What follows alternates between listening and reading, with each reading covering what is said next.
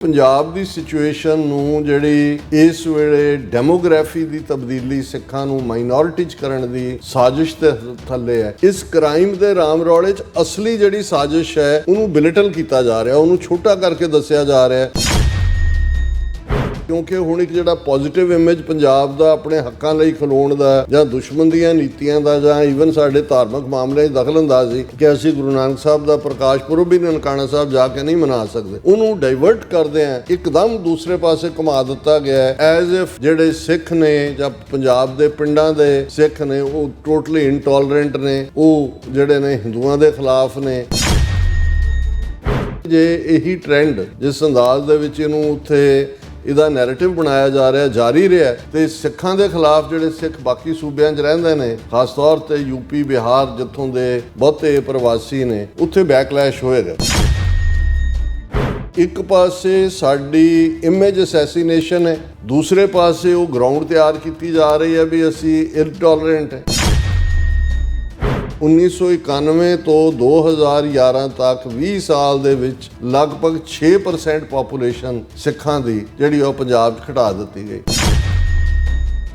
Centre ਦੀ ਜਿਹੜੀ line ਹੈ ਉਸ ਲਾਈਨ ਤੇ ਚੱਲ ਰਹੀ ਹੈ ਵੀ ਅਗਲੇ ਹੋਰ ਜੇ 2 ਸੈਂਸਸਿਸ ਹੋਰ ਹੁੰਦੀਆਂ ਨੇ, ਜੇ ਹੁਣ ਅਸੀਂ 52-53 ਤੇ ਆ ਜਾਂਦੇ ਹਾਂ ਤੇ ਤੁਸੀਂ ਕੱਲ ਨੂੰ ਰੈਫਰੈਂਡਮ ਦੀ ਮੁਹਿੰਮ ਦੁਨੀਆ ਭਰ 'ਚ ਚੱਲ ਰਹੀ ਹੈ, ਉਹਨਾਂ ਨੇ ਉੱਥੇ ਬਿਠਾਏ ਹੋਏ ਨੇ ਪ੍ਰਵਾਸੀ ਔਰ ਦੂਜੇ, ਹੁਣ ਕਹਿਣਗੇ ਜੀ ਕਰਵਾ ਲਓ ਰੈਫਰੈਂਡਮ।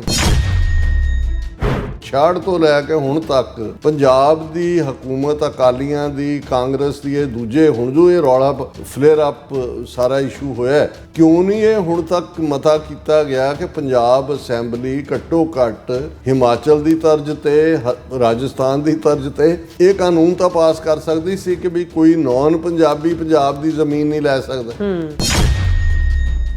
ਜੇ ਤੁਹਾਡੀ ਸ਼ਨਾਖਤ ਹੀ ਕੋਈ ਨਹੀਂ, ਉੱਥੋਂ ਤੁਸੀਂ ਕ੍ਰਾਈਮ ਇੱਥੋਂ ਕਰਦੇ ਹੋ, ਜਾ ਕੇ ਬਿਹਾਰ 'ਚ ਵੜ ਜਾਂਦੇ ਹੋ, ਯੂਪੀ 'ਚ ਵੜ ਜਾਂਦੇ ਹੋ, ਦੂਸਰੇ ਹੋ ਜਾਂਦੇ ਹੋ, ਗੈਂਗਾਂ ਇੱਕ ਦੂਜੇ ਦੇ ਨਾਲ ਕੋਆਪਰੇਟ ਕਰ ਰਹੀਆਂ ਨੇ। ਸੋ ਕੁੱਲ ਮਿਲਾ ਕੇ ਮੈਂ ਸਮਝਦਾ ਹਾਂ ਵੀ ਇਹ ਬੇਸ਼ੱਕ ਸਮਝ ਆਣੀ ਸ਼ੁਰੂ ਹੋ ਗਈ ਹੈ ਪੰਜਾਬੀਆਂ ਨੂੰ ਟੋਟੋ ਇਸ ਮੁੱਦੇ ਦੇ ਉੱਤੇ, ਜਿਹੜਾ ਉਹ ਕੋਈ ਡਿਵੀਜ਼ਨ ਨਹੀਂ ਹੈ ਕਿ ਵੀ, ਲੇਕਿਨ ਇਹਦੇ ਬਾਵਜੂਦ ਜਿਹੜਾ ਸਾਡਾ ਇਸ਼ੂ ਹੈ ਇਹਨੂੰ ਬਿਲਕੁਲ ਬਿਲਿਟਲ ਕੀਤਾ ਜਾ ਰਿਹਾ ਹੈ। ਇਹਨੂੰ ਇਵੇਂ ਹੈ ਵੀ ਜਿਵੇਂ ਪੰਜਾਬ ਇਨਟੋਲਰੈਂਟ ਹੋ ਰਿਹਾ, ਇਵੇਂ ਨਹੀਂ ਹੈ। ਇਹ ਸਰਕਾਰ ਦਾ ਇੱਕ ਵੈਪਨ ਹੈ, ਕੰਸਪੀਰੇਸੀ ਹੈ ਸਾਨੂੰ ਮਾਈਨੋਰਿਟੀ 'ਚ ਕਨਵਰਟ ਕਰਨ ਦੀ।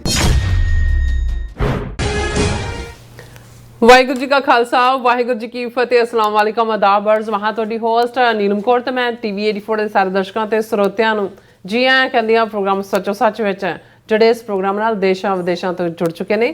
ਖਾਲਸਾ ਅਫੇਅਰ ਸੈਂਟਰ ਦੇ ਸੰਚਾਲਕ ਡਾਕਟਰ ਅਮਰਜੀਤ ਸਿੰਘ ਜੀ ਸਟੂਡੀਓ 'ਚ ਮੇਰੇ ਨਾਲ ਸ਼ਾਮਿਲ ਨੇ। ਉਹਨਾਂ ਨਾਲ ਗੱਲਬਾਤ ਕਰਕੇ ਅੱਜ ਦੇ ਇਸ਼ੂਜ਼ ਪਰ ਉਹਨਾਂ ਤੋਂ ਉਹਨਾਂ ਦਾ ਤਬਸਰਾ ਜਾਣਦੇ ਹਾਂ।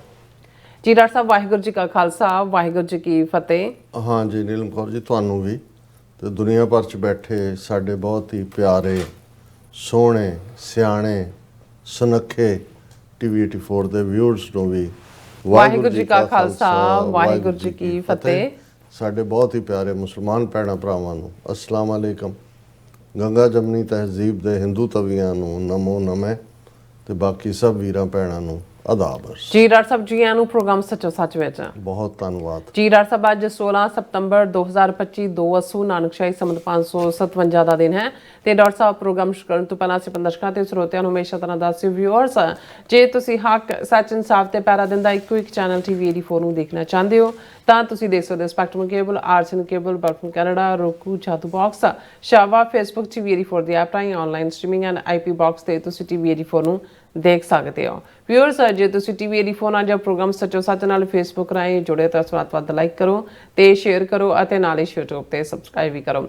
ਇਹ ਵੀ ਦੱਸ ਦਈਏ ਕਿ ਤੁਸੀਂ TV 84 ਦੀ ਐਪ ਨੂੰ ਐਂਡਰੋਇਡ ਐਂਡ ਐਪ ਸਟੋਰ ਤੇ ਡਾਊਨਲੋਡ ਕਰਕੇ ਕੇਬਲ, ਆਰਸਨ ਕੇਬਲ, ਬਲਫਨ ਕੈਨੇਡਾ ਵੱਧ ਤੋਂ ਵੱਧ ਸ਼ੇਅਰ ਕਰ ਸਕਦੇ ਹੋ। ਔਰ ਸੋ ਹੁਣ ਆਪਾਂ ਆਪਣੇ ਪ੍ਰੋਗਰਾਮ ਦੀ ਸ਼ੁਰੂਆਤ ਕਰਨ ਜਾ ਰਹੇ ਹਾਂ। ਅੱਜ ਦੀ ਸਪਾਂਸਰਸ਼ਿਪ ਦੇ ਨਾਲ ਕਿ ਅੱਜ ਦੇ ਪ੍ਰੋਗਰਾਮ ਸੱਚੋ ਸੱਚ ਨੂੰ ਸਪਾਂਸਰ ਕੀਤਾ ਗਿਆ ਹੈ ਨਿਊਯਾਰਕ ਤੋਂ ਦੁਆਬਾ ਸਿੱਖ ਐਸੋਸੀਏਸ਼ਨ ਵੱਲੋਂ। ਸੋ ਇਹਨਾਂ ਨੇ TV 84 ਦੇ ਕੰਮ ਦੀ ਸ਼ਲਾਘਾ ਕੀਤੀ ਹੈ। ਇਹ TV 84 ਦੇ ਪੱਕੇ ਵਿਊਅਰ ਨੇ, ਸਪੋਰਟਰ ਨੇ ਔਰ ਨਾਲ ਹੀ ਜਿਸ ਤਰ੍ਹਾਂ ਕਿ ਖਾਲਿਸਤਾਨ ਦੀ ਪ੍ਰਾਪਤੀ ਦੀ ਅਰਦਾਸ ਵੀ ਕਰਦੇ ਨੇ। ਸੋ ਅੱਜ ਦੀ ਸਪਾਂਸਰਸ਼ਿਪ ਲਈ ਅਸੀਂ ਦੁਆਬਾ ਸਿੱਖ ਐਸੋਸੀਏਸ਼ਨ ਦਾ ਤਹਿ ਦਿਲ ਤੋਂ ਧੰਨਵਾਦ ਕਰਦੇ ਹਾਂ। ਤੁਹਾਨੂੰ ਵੀ ਅਪੀਲ ਤੇ ਬੇਨਤੀ ਕਰਦੇ ਹਾਂ ਕਿ ਤੁਸੀਂ ਪ੍ਰੋਗਰਾਮ ਸੱਚੋ ਸੱਚ ਨੂੰ ਵੱਧ ਤੋਂ ਵੱਧ ਸਪਾਂਸਰ ਕਰੋ। ਸਪਾਂਸਰਸ਼ਿਪ ਲਈ ਤੁਸੀਂ ਸਾਨੂੰ ਕਾਲ ਕਰ ਸਕਦੇ ਹੋ ਸਾਡੇ ਫੋਨ ਨੰਬਰ ਤੇ 5166619184, ਸੇਮ ਨੰਬਰ ਤੇ ਤੇ WhatsApp ਕਰ ਸਕਦੇ ਹੋ, ਤੁਸੀਂ ਸਾਨੂੰ ਈਮੇਲ ਵੀ ਕਰ ਸਕਦੇ ਹੋ info@tv84.tv ਤੇ।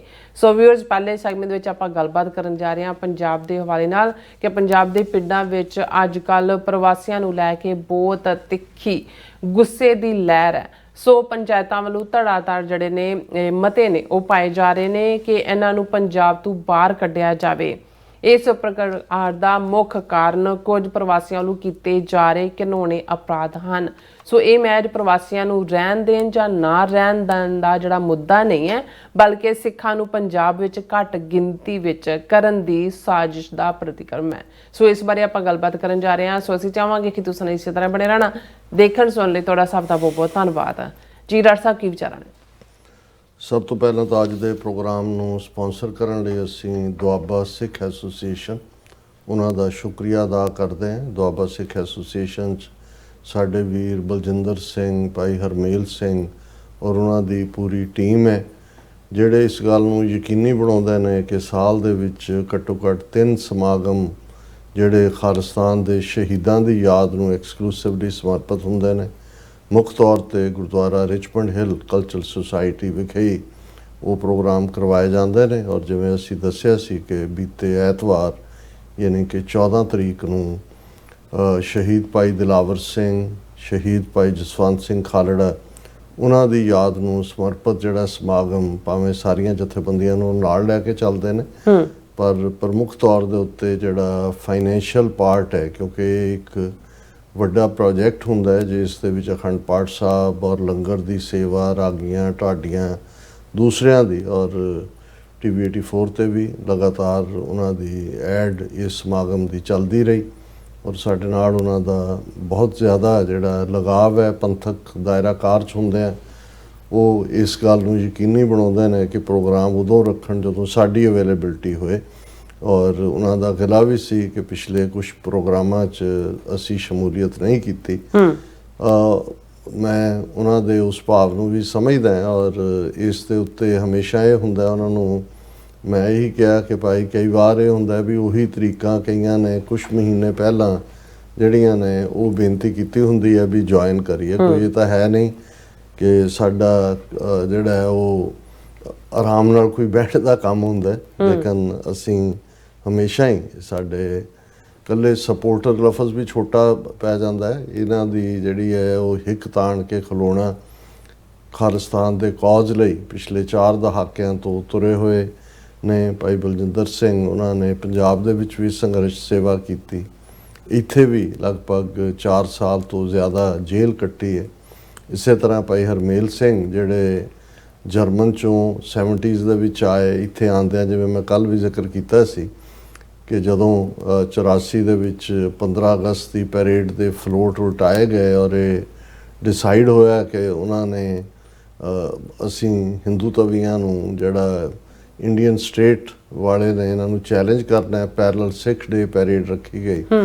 ਔਰ ਭਾਈ ਹਰਮੇਲ ਸਿੰਘ ਜਿਹੜੇ ਖੁਦ ਹੀ ਦੱਸਦੇ ਨੇ ਵੀ ਉਹਨਾਂ ਨੇ ਕਿਵੇਂ ਨਕਸਲਾਈਟ ਤੋਂ ਆਪਣਾ ਸਫ਼ਰ ਸ਼ੁਰੂ ਕੀਤਾ। 70ਵਿਆਂ 'ਚ ਉਹਨਾਂ ਨੇ ਕਿਹਾ ਵੀ ਕਿਵੇਂ ਜੂਨ 84 ਦੇ ਘੱਲੂਘਾਰੇ ਨੇ ਉਹਨਾਂ ਦੀ ਜਿਹੜੀ ਹੈ ਉਹ ਪੂਰੀ ਸੇਧ ਨੂੰ ਬਦਲਿਆ ਜਾਂ ਉਹਨਾਂ ਦੀ ਕਨਵਿਕਸ਼ਨ, ਔਰ ਹੁਣ ਉਹ ਬਿਲਕੁਲ ਜਿਹੜਾ ਸਪਸ਼ਟ ਤੌਰ ਦੇ ਉੱਤੇ ਪੂਰਾ ਸਟੈਂਡ ਲੈ ਕੇ, ਕਿਉਂਕਿ ਇਹ ਵੱਡਿਆਂ ਗੁਰਦੁਆਰਿਆਂ ਦੀਆਂ ਮੈਨੇਜਮੈਂਟਾਂ ਦੇ ਜੇ ਤੁਸੀਂ ਅੰਦਰ ਵੜ ਕੇ ਦੇਖੋ ਤੇ ਬਾਹਰ ਢਾਂਚਾ ਹੋਰ ਹੁੰਦਾ ਹੈ, ਅੰਦਰ ਬਹੁਤ ਸਾਰੀਆਂ ਸਰਕਾਰੀ ਦਖਲਅੰਦਾਜ਼ੀਆਂ ਔਰ ਸਰਕਾਰੀ ਖੇਡਾਂ ਚੱਲ ਰਹੀਆਂ ਹੁੰਦੀਆਂ ਨੇ। ਔਰ ਜਿੱਥੇ ਵੱਡੇ ਗੁਰਦੁਆਰੇ ਨੇ, ਗੁਰਦੁਆਰਾ ਰਿਚਮੰਡ ਹਿੱਲ ਈਸਟ ਕੋਸਟ ਦੀ ਵੱਡੀ ਸਿੱਖ ਸੁਸਾਇਟੀ ਹੈ, ਸਭ ਤੋਂ ਵੱਡਾ ਗੁਰਦੁਆਰਾ ਹੈ। ਇਸੇ ਤਰ੍ਹਾਂ ਵੈਸਟ ਕੋਸਟ ਦੇ ਵਿੱਚ ਗੁਰਦੁਆਰਾ ਫਰੀਮਾਉਂਟ ਹੈ।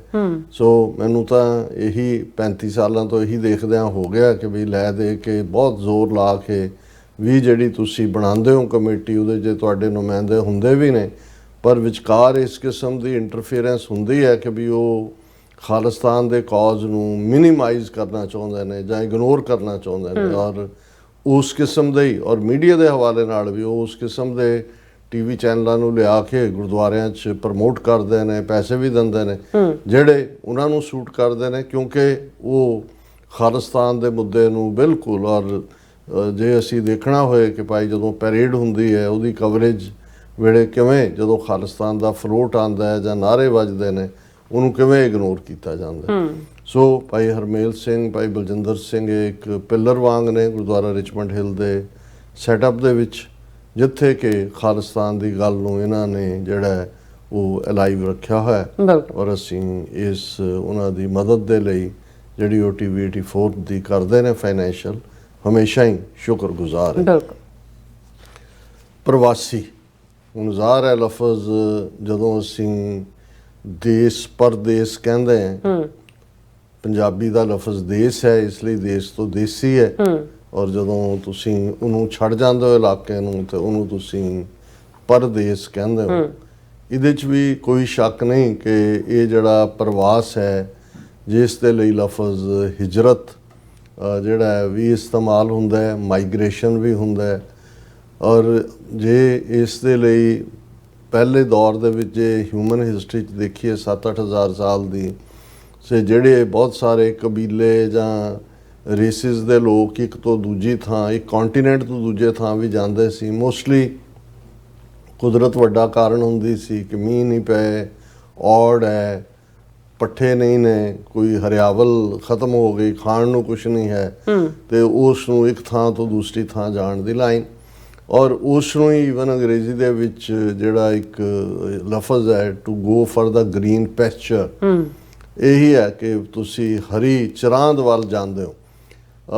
ਫਿਰ ਅਸੀਂ ਦੇਖਦੇ ਹਾਂ ਕਿ ਭਾਈ ਜਿਹੜਾ ਪ੍ਰਵਾਸ ਦਾ ਅਦਰਵਾਈਜ਼ ਤਾਂ ਕਿਸੇ ਦਾ ਵੀ ਆਪਣੇ ਦੇਸ਼ ਨੂੰ ਛੱਡ ਕੇ ਜਾਣ ਨੂੰ ਕਿਤੇ ਮਨ ਨਹੀਂ ਹੁੰਦਾ। ਫਿਰ ਦੂਸਰਾ ਪਾਰਟ ਅਸੀਂ ਦੇਖਿਆ ਵੀ ਤੁਹਾਡੇ ਜੇ ਇੱਕ ਧਰਮ ਵਾਲਿਆਂ ਦਾ ਰਾਜ ਆ ਗਿਆ, ਉਹਨਾਂ ਨੇ ਡੋਮੀਨੇਟ ਕੀਤਾ, ਦੂਜਿਆਂ ਨੂੰ ਦੁਬੇਲ ਬਣਾਉਣਾ ਚਾਹਿਆ, ਉਹ ਨਹੀਂ ਉਹਨਾਂ ਦੇ ਆਖੇ 'ਚ ਆਏ ਤਾਂ ਉਹਨਾਂ ਦੀ ਪਰਸੀਕਿਊਸ਼ਨ ਹੁੰਦੀ ਸੀ। ਉਹ ਜਿਹੜੇ ਨੇ ਛੱਡ ਕੇ ਤਾਂ ਕਿ ਉਹ ਆਪਣੇ ਫੇਥ ਨੂੰ, ਆਪਣੇ ਬਿਲੀਫ ਨੂੰ ਕਾਇਮ ਕਰ ਸਕਣ। ਫਿਰ ਸਿਆਸੀ ਵਿਚਾਰਾਂ ਦੀ ਗੱਲ। ਸੋ ਇਹ ਸਾਰੇ ਰੀਜ਼ਨ ਟਾਈਮ ਟੂ ਟਾਈਮ, ਔਰ ਇਹ ਇੱਕ ਨਾਰਮਲ ਬਿਹੇਵੀਅਰ ਹੈ ਹਿਊਮਨ ਰੇਸ ਦੇ ਵਿੱਚ। ਔਰ ਫਿਰ ਜ਼ਾਹਰ ਹੈ ਆਪਣੀ ਰਿਜ਼ਕ ਦੇ ਲਈ, ਆਪਣੇ ਗੁਜ਼ਰ ਦੇ ਲਈ ਇਸ ਨੂੰ ਗੁਰੂ ਨਾਨਕ ਪਾਤਸ਼ਾਹ ਨੇ ਫਰਮਾਇਆ, ਨੱਕ ਨੱਥ ਖਸਮ ਹੱਥ ਕਿਰਤ ਧੱਕੇ ਦੇ, ਜਹਾਂ ਦਾਣੇ ਤਹਾਂ ਖਾਣੇ ਨਾਨਕਾ ਸਾਚੇ। ਔਰ ਇਸ 'ਚ ਵੀ ਕੋਈ ਸ਼ੱਕ ਨਹੀਂ ਹੈ ਕਿ ਭਾਈ ਸੂਏ ਚਾੜ ਭਵਾਈਏ ਜੰਤ, ਕਿ ਜਿਵੇਂ ਉਹ ਸੂਏ ਦੇ ਉੱਤੇ ਚਾੜ ਕੇ ਘੁਮਾ ਦਿੱਤਾ ਹੈ, ਔਰ ਨੱਥ ਜਿਹੜੀ ਹੈ ਖਸਮ ਦੇ ਹੱਥ ਹੈ, ਔਰ ਕਿਰਤ ਤੁਹਾਨੂੰ ਇੱਕ ਥਾਂ ਤੋਂ ਦੂਸਰੀ ਥਾਂ ਲੈ ਜਾਂਦੀ। ਔਰ ਜਿੱਥੇ ਤੁਹਾਡੇ ਦਾਣੇ, ਜਿਹਨੂੰ ਕਿਹਾ ਜਾਂਦਾ ਕਿ ਭਾਈ ਦਾਣੇ ਦਾਣੇ ਤੇ ਮੋਹਰ ਹੈ, ਉਹ ਤੁਹਾਡੇ ਲਈ ਨੇ। ਸੋ ਇਹ ਡਿਫਰੈਂਟਲੀ ਇੱਕ ਰੂਹਾਨੀਅਤ ਦੀ ਦੁਨੀਆ ਹੈ ਜਿਹਦੇ ਥੱਲੇ ਤੁਹਾਨੂੰ ਜਿਹੜਾ ਹੈ ਉਹ ਕਿਵੇਂ ਸਭ ਰੱਬ ਦੇ ਹੁਕਮ 'ਚ ਹੁੰਦਾ। ਅਸੀਂ ਵੱਡੀ ਖੇਡ ਦੇਖਦੇ ਹਾਂ। ਪ੍ਰਵਾਸ ਜਿਹੜਾ ਉਹ ਲੋੜਾਂ ਨਾਲ ਜੁੜਿਆ ਹੋਇਆ। ਔਰ ਇਸ ਸਾਰੇ ਦੇ ਮੱਦੇ ਨਜ਼ਰ ਹੀ ਕਿ ਭਾਈ ਜਦੋਂ ਲੋਕ ਆਪਣਾ ਇਲਾਕਾ ਛੱਡਦੇ ਨੇ, ਉਹ ਧਾਰਮਿਕ ਬਿਲੀਫ ਕਰਕੇ ਹੈ, ਜਾਂ ਹੁਣ ਤਾਂ ਈਵਨ ਸੈਕਸ਼ੂਅਲ ਓਰੀਐਂਟੇਸ਼ਨ ਨਾਲ ਵੀ ਜੁੜਿਆ ਹੋਇਆ ਪਾਰਟ ਹੈ, ਜਾਂ ਤੁਹਾਡੇ ਸਿਆਸੀ ਵਿਚਾਰਾਂ ਕਰਕੇ ਹੈ, ਜਾਂ ਤੁਹਾਡੇ ਨਾਲ ਨਸਲ ਕਰਕੇ ਹੈ। ਸੋ ਦੂਸਰੇ ਸੰਸਾਰ ਯੁੱਧ ਤੋਂ ਬਾਅਦ ਜਿਹੜੀਆਂ ਇੰਟਰਨੈਸ਼ਨਲ ਬਾਡੀਜ਼ ਹੋਣ ਦੇ ਵਿੱਚ ਆਈਆਂ, ਜਿਨ੍ਹਾਂ ਦੇ ਵਿੱਚ United Nations charter human rights ਦਾ, ਜਾਂ ਜਿਨੀਵਾ ਪ੍ਰੋਟੋਕਾਲ, ਜਾਂ ਜਿਨੀਵਾ ਕਨਵੈਨਸ਼ਨਸ, ਉਸ ਦੇ ਵਿੱਚ ਜਿਸ 'ਚ ਬਹੁਤ ਸਾਰੇ ਪੱਛਮੀ ਮੁਲਕ ਜਿਹੜੇ ਨੇ ਸਿਗਨੇਟਰੀ ਨੇ, ਕੁਝ ਏਸ਼ੀਅਨ ਮੁਲਕ ਵੀ ਨੇ, ਪਰ ਇਹ ਪੱਛਮ ਦੇ ਕ੍ਰੈਡਿਟ 'ਚ ਜਾਂਦਾ ਹੈ ਕਿ ਉਹਨਾਂ ਨੇ ਸਪੇਸ ਪ੍ਰੋਵਾਈਡ ਕੀਤਾ ਕਿ ਜਿਹੜੇ ਲੋਕ ਆਪਣੇ ਖਿੱਤਿਆਂ ਦੇ ਵਿੱਚ, ਆਪਣੇ ਮੁਲਕਾਂ ਦੇ ਵਿੱਚ ਅੱਡ-ਅੱਡ ਕਾਰਨਾਂ ਕਰਕੇ ਜਿਨ੍ਹਾਂ ਦੀ ਪਰਸੀਕਿਊਸ਼ਨ ਹੁੰਦੀ ਹੈ, ਜਾਂ ਜਿਨ੍ਹਾਂ ਦੇ ਉੱਤੇ ਜ਼ੁਲਮ ਹੁੰਦੇ ਨੇ, ਜਾਂ ਜਿਹੜੇ ਆਪਣੇ ਧਾਰਮਿਕ, ਸਿਆਸੀ ਜਾਂ ਨਸਲੀ ਵਿਸ਼ਵਾਸ ਨੂੰ, ਜੋ ਉਹਨਾਂ ਦੀ ਪਰੰਪਰਾ ਨੂੰ ਕਾਇਮ ਨਹੀਂ ਰੱਖ ਸਕਦੇ ਆਪਣੇ ਢਾਂਚੇ 'ਚ, ਉਹ ਜੇ ਉਹਨਾਂ ਹਾਲਾਤਾਂ 'ਚ ਨਿਕਲਦੇ ਨੇ ਤਾਂ ਉਹਨਾਂ ਨੂੰ, ਜਿਹਦੇ ਲਈ ਲਫ਼ਜ਼ ਰੈਫਿਊਜ ਕੈਨੇਡਾ ਦੇ ਵਿੱਚ ਉਸ ਦੇ ਲਈ, ਜਾਂ UK 'ਚ ਰੈਫਿਊਜੀ ਲਫ਼ਜ਼ ਇਸਤੇਮਾਲ ਹੁੰਦਾ, ਅਸੀਂ ਇੱਥੇ ਪੋਲੀਟੀਕਲ ਅਸਾਈਲਮ ਕਹਿੰਦੇ। ਮੈਂ ਗੱਲ ਇਸ ਤੋਂ ਤਾਂ ਸ਼ੁਰੂ ਕੀਤੀ ਕਿ ਜਦੋਂ ਅੱਜ ਅਸੀਂ ਇਹ ਗੱਲ ਕਰ ਰਹੇ ਹਾਂ, ਪੰਜਾਬ ਤਪਿਆ ਹੋਇਆ, ਇੱਕ ਪਾਸੇ ਹੜਿਆ ਹੋਇਆ, ਦੂਸਰੇ ਪਾਸੇ ਤਪਿਆ ਹੋਇਆ।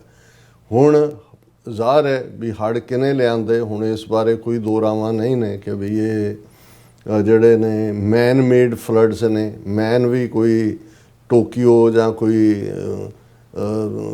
DC ਜਾਂ ਨਿਊਯਾਰਕ ਜਾਂ ਲੰਡਨ 'ਚ ਬੈਠੇ ਨੇ, ਨਹੀਂ ਦਿੱਲੀ ਬੈਠੇ deep state, Indian deep state, ਜਿਹਨੇ ਵਾਟਰ ਨੂੰ ਐਜ਼ ਏ ਵੈਪਨ ਯੂਜ਼ ਕੀਤਾ ਸਿੱਖਾਂ ਦੇ ਖਿਲਾਫ, ਸਿੱਖ ਪੰਜਾਬ ਦੇ ਖਿਲਾਫ। ਜ਼ਾਹਰ ਹੈ ਪਾਕਿਸਤਾਨੀ ਪੰਜਾਬ ਵੀ ਉਹਦੀ ਮਾਰ ਦੇ ਵਿੱਚ ਆ ਜਾਂਦਾ ਹੈ, ਕਿਉਂਕਿ ਸਤਲੁਜ ਤੇ ਰਾਵੀ ਇਹ ਉਹ ਦਰਿਆ ਨੇ ਪੰਜਾਬ ਦੇ ਜਿਹੜੇ ਪਾਕਿਸਤਾਨ ਦੇ ਵਿੱਚ ਜਾ ਕੇ ਐਂਡ ਹੁੰਦੇ ਨੇ। ਔਰ ਉਹਨਾਂ ਦੇ ਵਿੱਚ ਜਦੋਂ ਇੱਧਰਲਾ ਪੰਜਾਬ ਦਾ ਨੂੰ ਜਿਹੜਾ ਹੜਿਆ ਜਾਂਦਾ ਹੈ ਉਹ ਵੀ ਉਹਦਾ ਸ਼ਿਕਾਰ ਹੁੰਦੇ ਨੇ। ਔਰ ਇਸ ਵਾਰ ਅਸੀਂ ਦੇਖਿਆ ਉਸ ਤੋਂ ਪਹਿਲਾਂ 1988 ਦੇ ਵਿੱਚ ਇਹਨੂੰ ਐਜ਼ ਏ ਵੈਪਨ ਇਸਤੇਮਾਲ ਕੀਤਾ। ਔਰ ਇਹ ਹੁਣ 20 ਅਗਸਤ ਤੋਂ ਲੈ ਕੇ ਹੁਣ ਤੱਕ ਵੀ ਜੋ ਪੰਜਾਬ ਦੇ ਵਿੱਚ 2000 ਦੇ ਕਰੀਬ 1500 ਤੋਂ 2000 ਪਿੰਡ ਡੋਬੇ ਗਏ, 5 ਲੱਖ ਏਕੜ ਜ਼ਮੀਨ ਪਾਣੀ ਥੱਲੇ, ਔਰ ਬਿਲਕੁਲ ਰਾਹਤ ਜਾਂ ਦੂਜੇ ਨਹੀਂ ਰਾਦਰ ਇਸ ਦੇ ਉਲਟ ਉਹਨਾਂ ਦੀਆਂ ਝੁੰਡਲੀਆਂ ਬੈਠ ਕੇ ਜਿਹੜੀਆਂ ਨੇ ਉਹ ਮਥੇ ਪਕਾ ਰਹੀਆਂ ਨੇ ਕਿ ਭਾਈ ਨਾ ਰੇ ਬਾਂਸ ਨਾ ਵੱਜੇ ਬੰਸਰੀ, ਇੱਕੋ ਵਾਰੀ ਖੋਲ ਦਿਓ ਸਾਰੇ ਦਰਵਾਜ਼ੇ। ਹੁਣ ਇੱਕ ਪਾਸੇ ਪੰਜਾਬ ਦੀ ਉਹ ਪਿਕਚਰ ਜਿਹੜੀ ਇੱਕ ਦੂਸਰੇ ਦੀ ਮਦਦ ਕਰਨ ਲਈ ਖਲੋਣਾ, ਔਰ ਅਸੀਂ ਇਹ ਦੇਖਿਆ ਵੀ ਇਸ ਦੌਰ 'ਚ ਕੋਈ ਐਸੀ ਇੱਕ ਵੀ ਘਟਨਾ ਨਹੀਂ ਆਈ। ਹੁਣ ਇਹਦੇ 'ਚ ਵੀ ਕੋਈ ਸ਼ੱਕ ਨਹੀਂ ਹੈ ਵੀ ਲੰਗਰ ਲਾਉਣ ਵਾਲੇ ਵੀ ਸਿੱਖ ਨੇ, ਗੁਰਦੁਆਰਿਆਂ ਦੇ ਪ੍ਰਬੰਧ ਵਾਲੇ ਵੀ, ਸ਼੍ਰੋਮਣੀ ਕਮੇਟੀ ਜਾਂ ਦੂਸਰਿਆਂ ਨੇ ਵੀ, ਔਰ ਉਹਨਾਂ ਨੇ ਕੋਈ ਵਿਤਕਰਾ ਨਹੀਂ ਕੀਤਾ ਕਿ ਭਾਈ ਇਹ ਜਿਹੜਾ ਅਸੀਂ ਆਪਣੇ ਪੰਜਾਬੀ ਸਿੱਖਾਂ ਨੂੰ ਕੱਢ ਰਹੇ ਹਾਂ, ਪੰਜਾਬੀ ਹਿੰਦੂਆਂ ਨੂੰ, ਜਾਂ ਉਹ ਜਿਹੜੇ ਈਸਾਈ ਪੈਚਰ ਔਰ ਦੂਜੇ ਬਣਾ ਕੇ ਜਿਹੜੇ ਉਹਨਾਂ ਨੇ ਦੇਗ ਤੱਕ ਲੈਣ ਤੋਂ ਮਨਾ ਕੀਤੇ ਹੋਏ ਸੀ ਕਿ ਜੀ ਇਹ ਸ਼ੈਤਾਨ ਦਾ ਖਾਣਾ ਹੈ, ਔਰ ਉਹਨਾਂ ਤੱਕ ਵੀ ਜਿਹੜਾ ਲੰਗਰ ਪਹੁੰਚਾਇਆ, ਔਰ ਕਿਵੇਂ ਹਰ ਇੱਕ ਨੂੰ ਸੇਵ ਕੀਤਾ। ਔਰ ਸਾਰੀ ਡਾਇਸਪੋਰਾ ਸਿੱਖ ਕਮਿਊਨਿਟੀ ਜਿਹੜੀ ਆਈ, ਜਦੋਂ ਕਿ ਬਾਕੀ ਤਮਾਸ਼ਾ ਦੇਖਦੇ ਰਹੇ।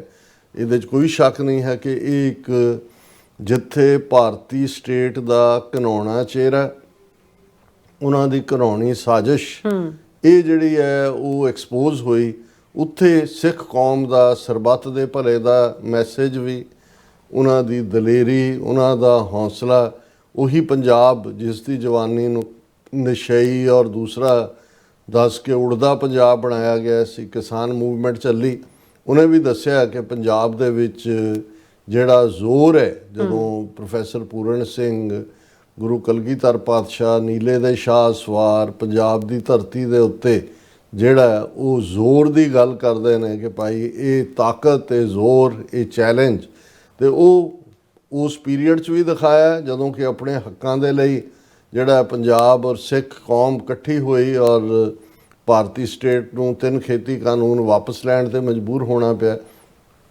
ਔਰ ਇਸ ਪੀਰੀਅਡ ਦੇ ਵਿੱਚ ਇਹਨਾਂ ਹੜ੍ਹਾਂ ਦੇ ਦੌਰਾਨ ਵੀ ਜਿਹੜਾ ਕਿਵੇਂ ਏਡੇ ਵੱਡੇ ਵੱਡੇ ਦਰਿਆਵਾਂ ਦਾ ਜਿੱਥੇ ਵਹਿਣ ਟੁੱਟਦਾ ਹੈ, ਔਰ ਦੂਸਰੇ ਪਾਸੇ ਉਹਨਾਂ ਦੇ ਉੱਤੇ ਬੰਨ੍ਹ ਦੇਣਾ, ਔਰ ਜਦੋਂ ਤੱਕ ਉਹਨਾਂ ਦੀਆਂ ਫੋਰਸਿਸ ਜਾਂ ਫੌਜ ਦਾ ਦੂਜੇ, ਕਿਉਂਕਿ ਡਿਪਟੀ ਕਮਿਸ਼ਨਰਸ ਦਾ ਰਾਈਟ ਵੇ ਆਰਮੀ ਕਾਲ ਕਰ ਸਕਦੇ ਨੇ, ਪਰ ਜਿੰਨੇ ਵੀ ਸੋਸ਼ਲ ਮੀਡੀਆ ਦੇ ਉੱਤੇ ਜੋ ਸੀਨ ਆਏ ਉਹਦੇ 'ਚ ਤੁਹਾਨੂੰ ਉਹੀ ਪੰਜਾਬ ਦੇ ਪੇਂਡੂ ਸਧਾਰਨ ਲੋਕ ਜਿਹੜੇ ਨੇ ਉਹ ਬੰਨ ਰਹੇ ਨੇ। ਨਾਲ ਦੀ ਨਾਲ ਉਹ ਈਵਨ ਜੇ ਪੱਤਰਕਾਰ ਜਾਂ ਦੂਜੇ ਜਾਂਦੇ ਨੇ, ਉਹਨਾਂ ਦਾ ਸਭ ਕੁਝ ਰੁੜਿਆ ਹੋਇਆ ਸਾਰੀ, ਉਹਨਾਂ ਨੂੰ ਵੀ ਕਹਿਣਗੇ ਪਹਿਲਾਂ ਤੁਹਾਨੂੰ ਚਾਹ ਪੀਓ ਫਿਰ ਗੱਲ ਕਰਦੇ ਹਾਂ ਤੁਹਾਡੇ ਨਾਲ। ਸੋ ਇਹ ਜਿਹੜਾ ਇਮੇਜ ਸੀ ਜਿਹਨੇ ਬਹੁਤ ਸਾਰਿਆਂ ਨੂੰ, ਕਿਉਂਕਿ ਉਹ ਤਾਂ ਸਿੱਖਾਂ ਦਾ ਇੱਕ ਵਿਕਟਮ ਚਿਹਰਾ ਦੇਖਣਾ ਚਾਹੁੰਦੇ ਸੀ ਕਿ ਭਾਈ ਰੋ ਰਹੇ ਨੇ, ਪੁਕਾਰ ਰਹੇ, ਜੋ ਉੱਥੇ ਅਸੀਂ ਉੱਤਰਾਖੰਡ ਜਾਂ ਯੂਪੀ ਜਾਂ ਹਿਮਾਚਲ ਦੇ ਵਿੱਚ ਜੋ ਦੇਖਿਆ ਉਹੀ ਹੜ੍ਹਾਂ ਦਾ ਸ਼ਿਕਾਰ ਜਿਹੜੇ ਹੋਏ ਲੋਕ ਨੇ। ਲੇਕਿਨ ਇੱਧਰ ਤਾਂ ਉਹ ਇੰਨਾ ਕੁ ਸਰਪਲਸ ਉਹਨਾਂ ਨੇ ਜਿਹੜਾ ਉਹ ਜਮ੍ਹਾਂ ਜਾਂ ਦੂਜਾ ਕੀਤਾ ਕਿ ਈਵਨ ਇਹ ਆਉਣ ਲੱਗ ਗਿਆ ਕਿ ਭਾਈ ਲੋਕ ਤਾਂ ਜਿਹੜੇ ਨੇ, ਜਿਹੜੇ ਸੈਲਫਿਸ਼ ਕਿਸਮ ਦੇ ਲੋਕ ਹੁੰਦੇ ਨੇ, ਉਹ ਤਾਂ ਕਈ ਸਾਲਾਂ ਦਾ ਸਮਾਨ ਇਕੱਠਾ ਕਰੀ ਜਾਂਦੇ ਨੇ, ਇੰਨਾ ਕੁਛ ਜਿਹੜਾ ਉਹ ਡਿਸਟਰੀਬਿਊਟ ਹੋ ਰਿਹਾ। ਔਰ ਦੂਸਰਾ ਫਿਰ ਉਹਨਾਂ ਨੇ ਵੀ ਕਿਹਾ ਜੀ ਸਾਨੂੰ ਕੋਈ ਲੋੜ ਨਹੀਂ ਹੈ, ਅਸੀਂ ਜਦੋਂ ਇਸ ਪਾਣੀ ਸੁੱਕ ਜਾਏਗਾ ਔਰ ਫਿਰ ਸਾਡੇ ਜਦੋਂ ਅਸੀਂ ਮੁੜ ਵਸੇਵਾ ਹੋਣਾ ਉਦੋਂ ਸਾਡੀ ਮਦਦ ਕਰੋ। ਸੋ ਇਸ ਸਾਰੇ ਨੂੰ ਦੁਨੀਆ ਨੇ ਬੜੀ ਕਰੀਬੀ ਤੌਰ 'ਤੇ ਦੇਖਿਆ। ਉਹਦੇ 'ਚ ਕੁਛ ਸਾਡੇ ਦੂਸਰੇ ਜਿਹੜੇ ਯੂਟਿਊਬਰ ਨੇ ਗੈਰ ਸਿੱਖ, ਉਹਨਾਂ ਨੇ ਐਪਰੀਸ਼ੀਏਟ ਵੀ, ਉਹਨਾਂ ਨੇ ਕਿਹਾ ਵੀ ਇਹ ਜਿਹੜਾ ਇਹ ਪੰਜਾਬ ਦੀ ਮਿੱਟੀ 'ਚ ਕੀ ਹੈ ਐਸਾ।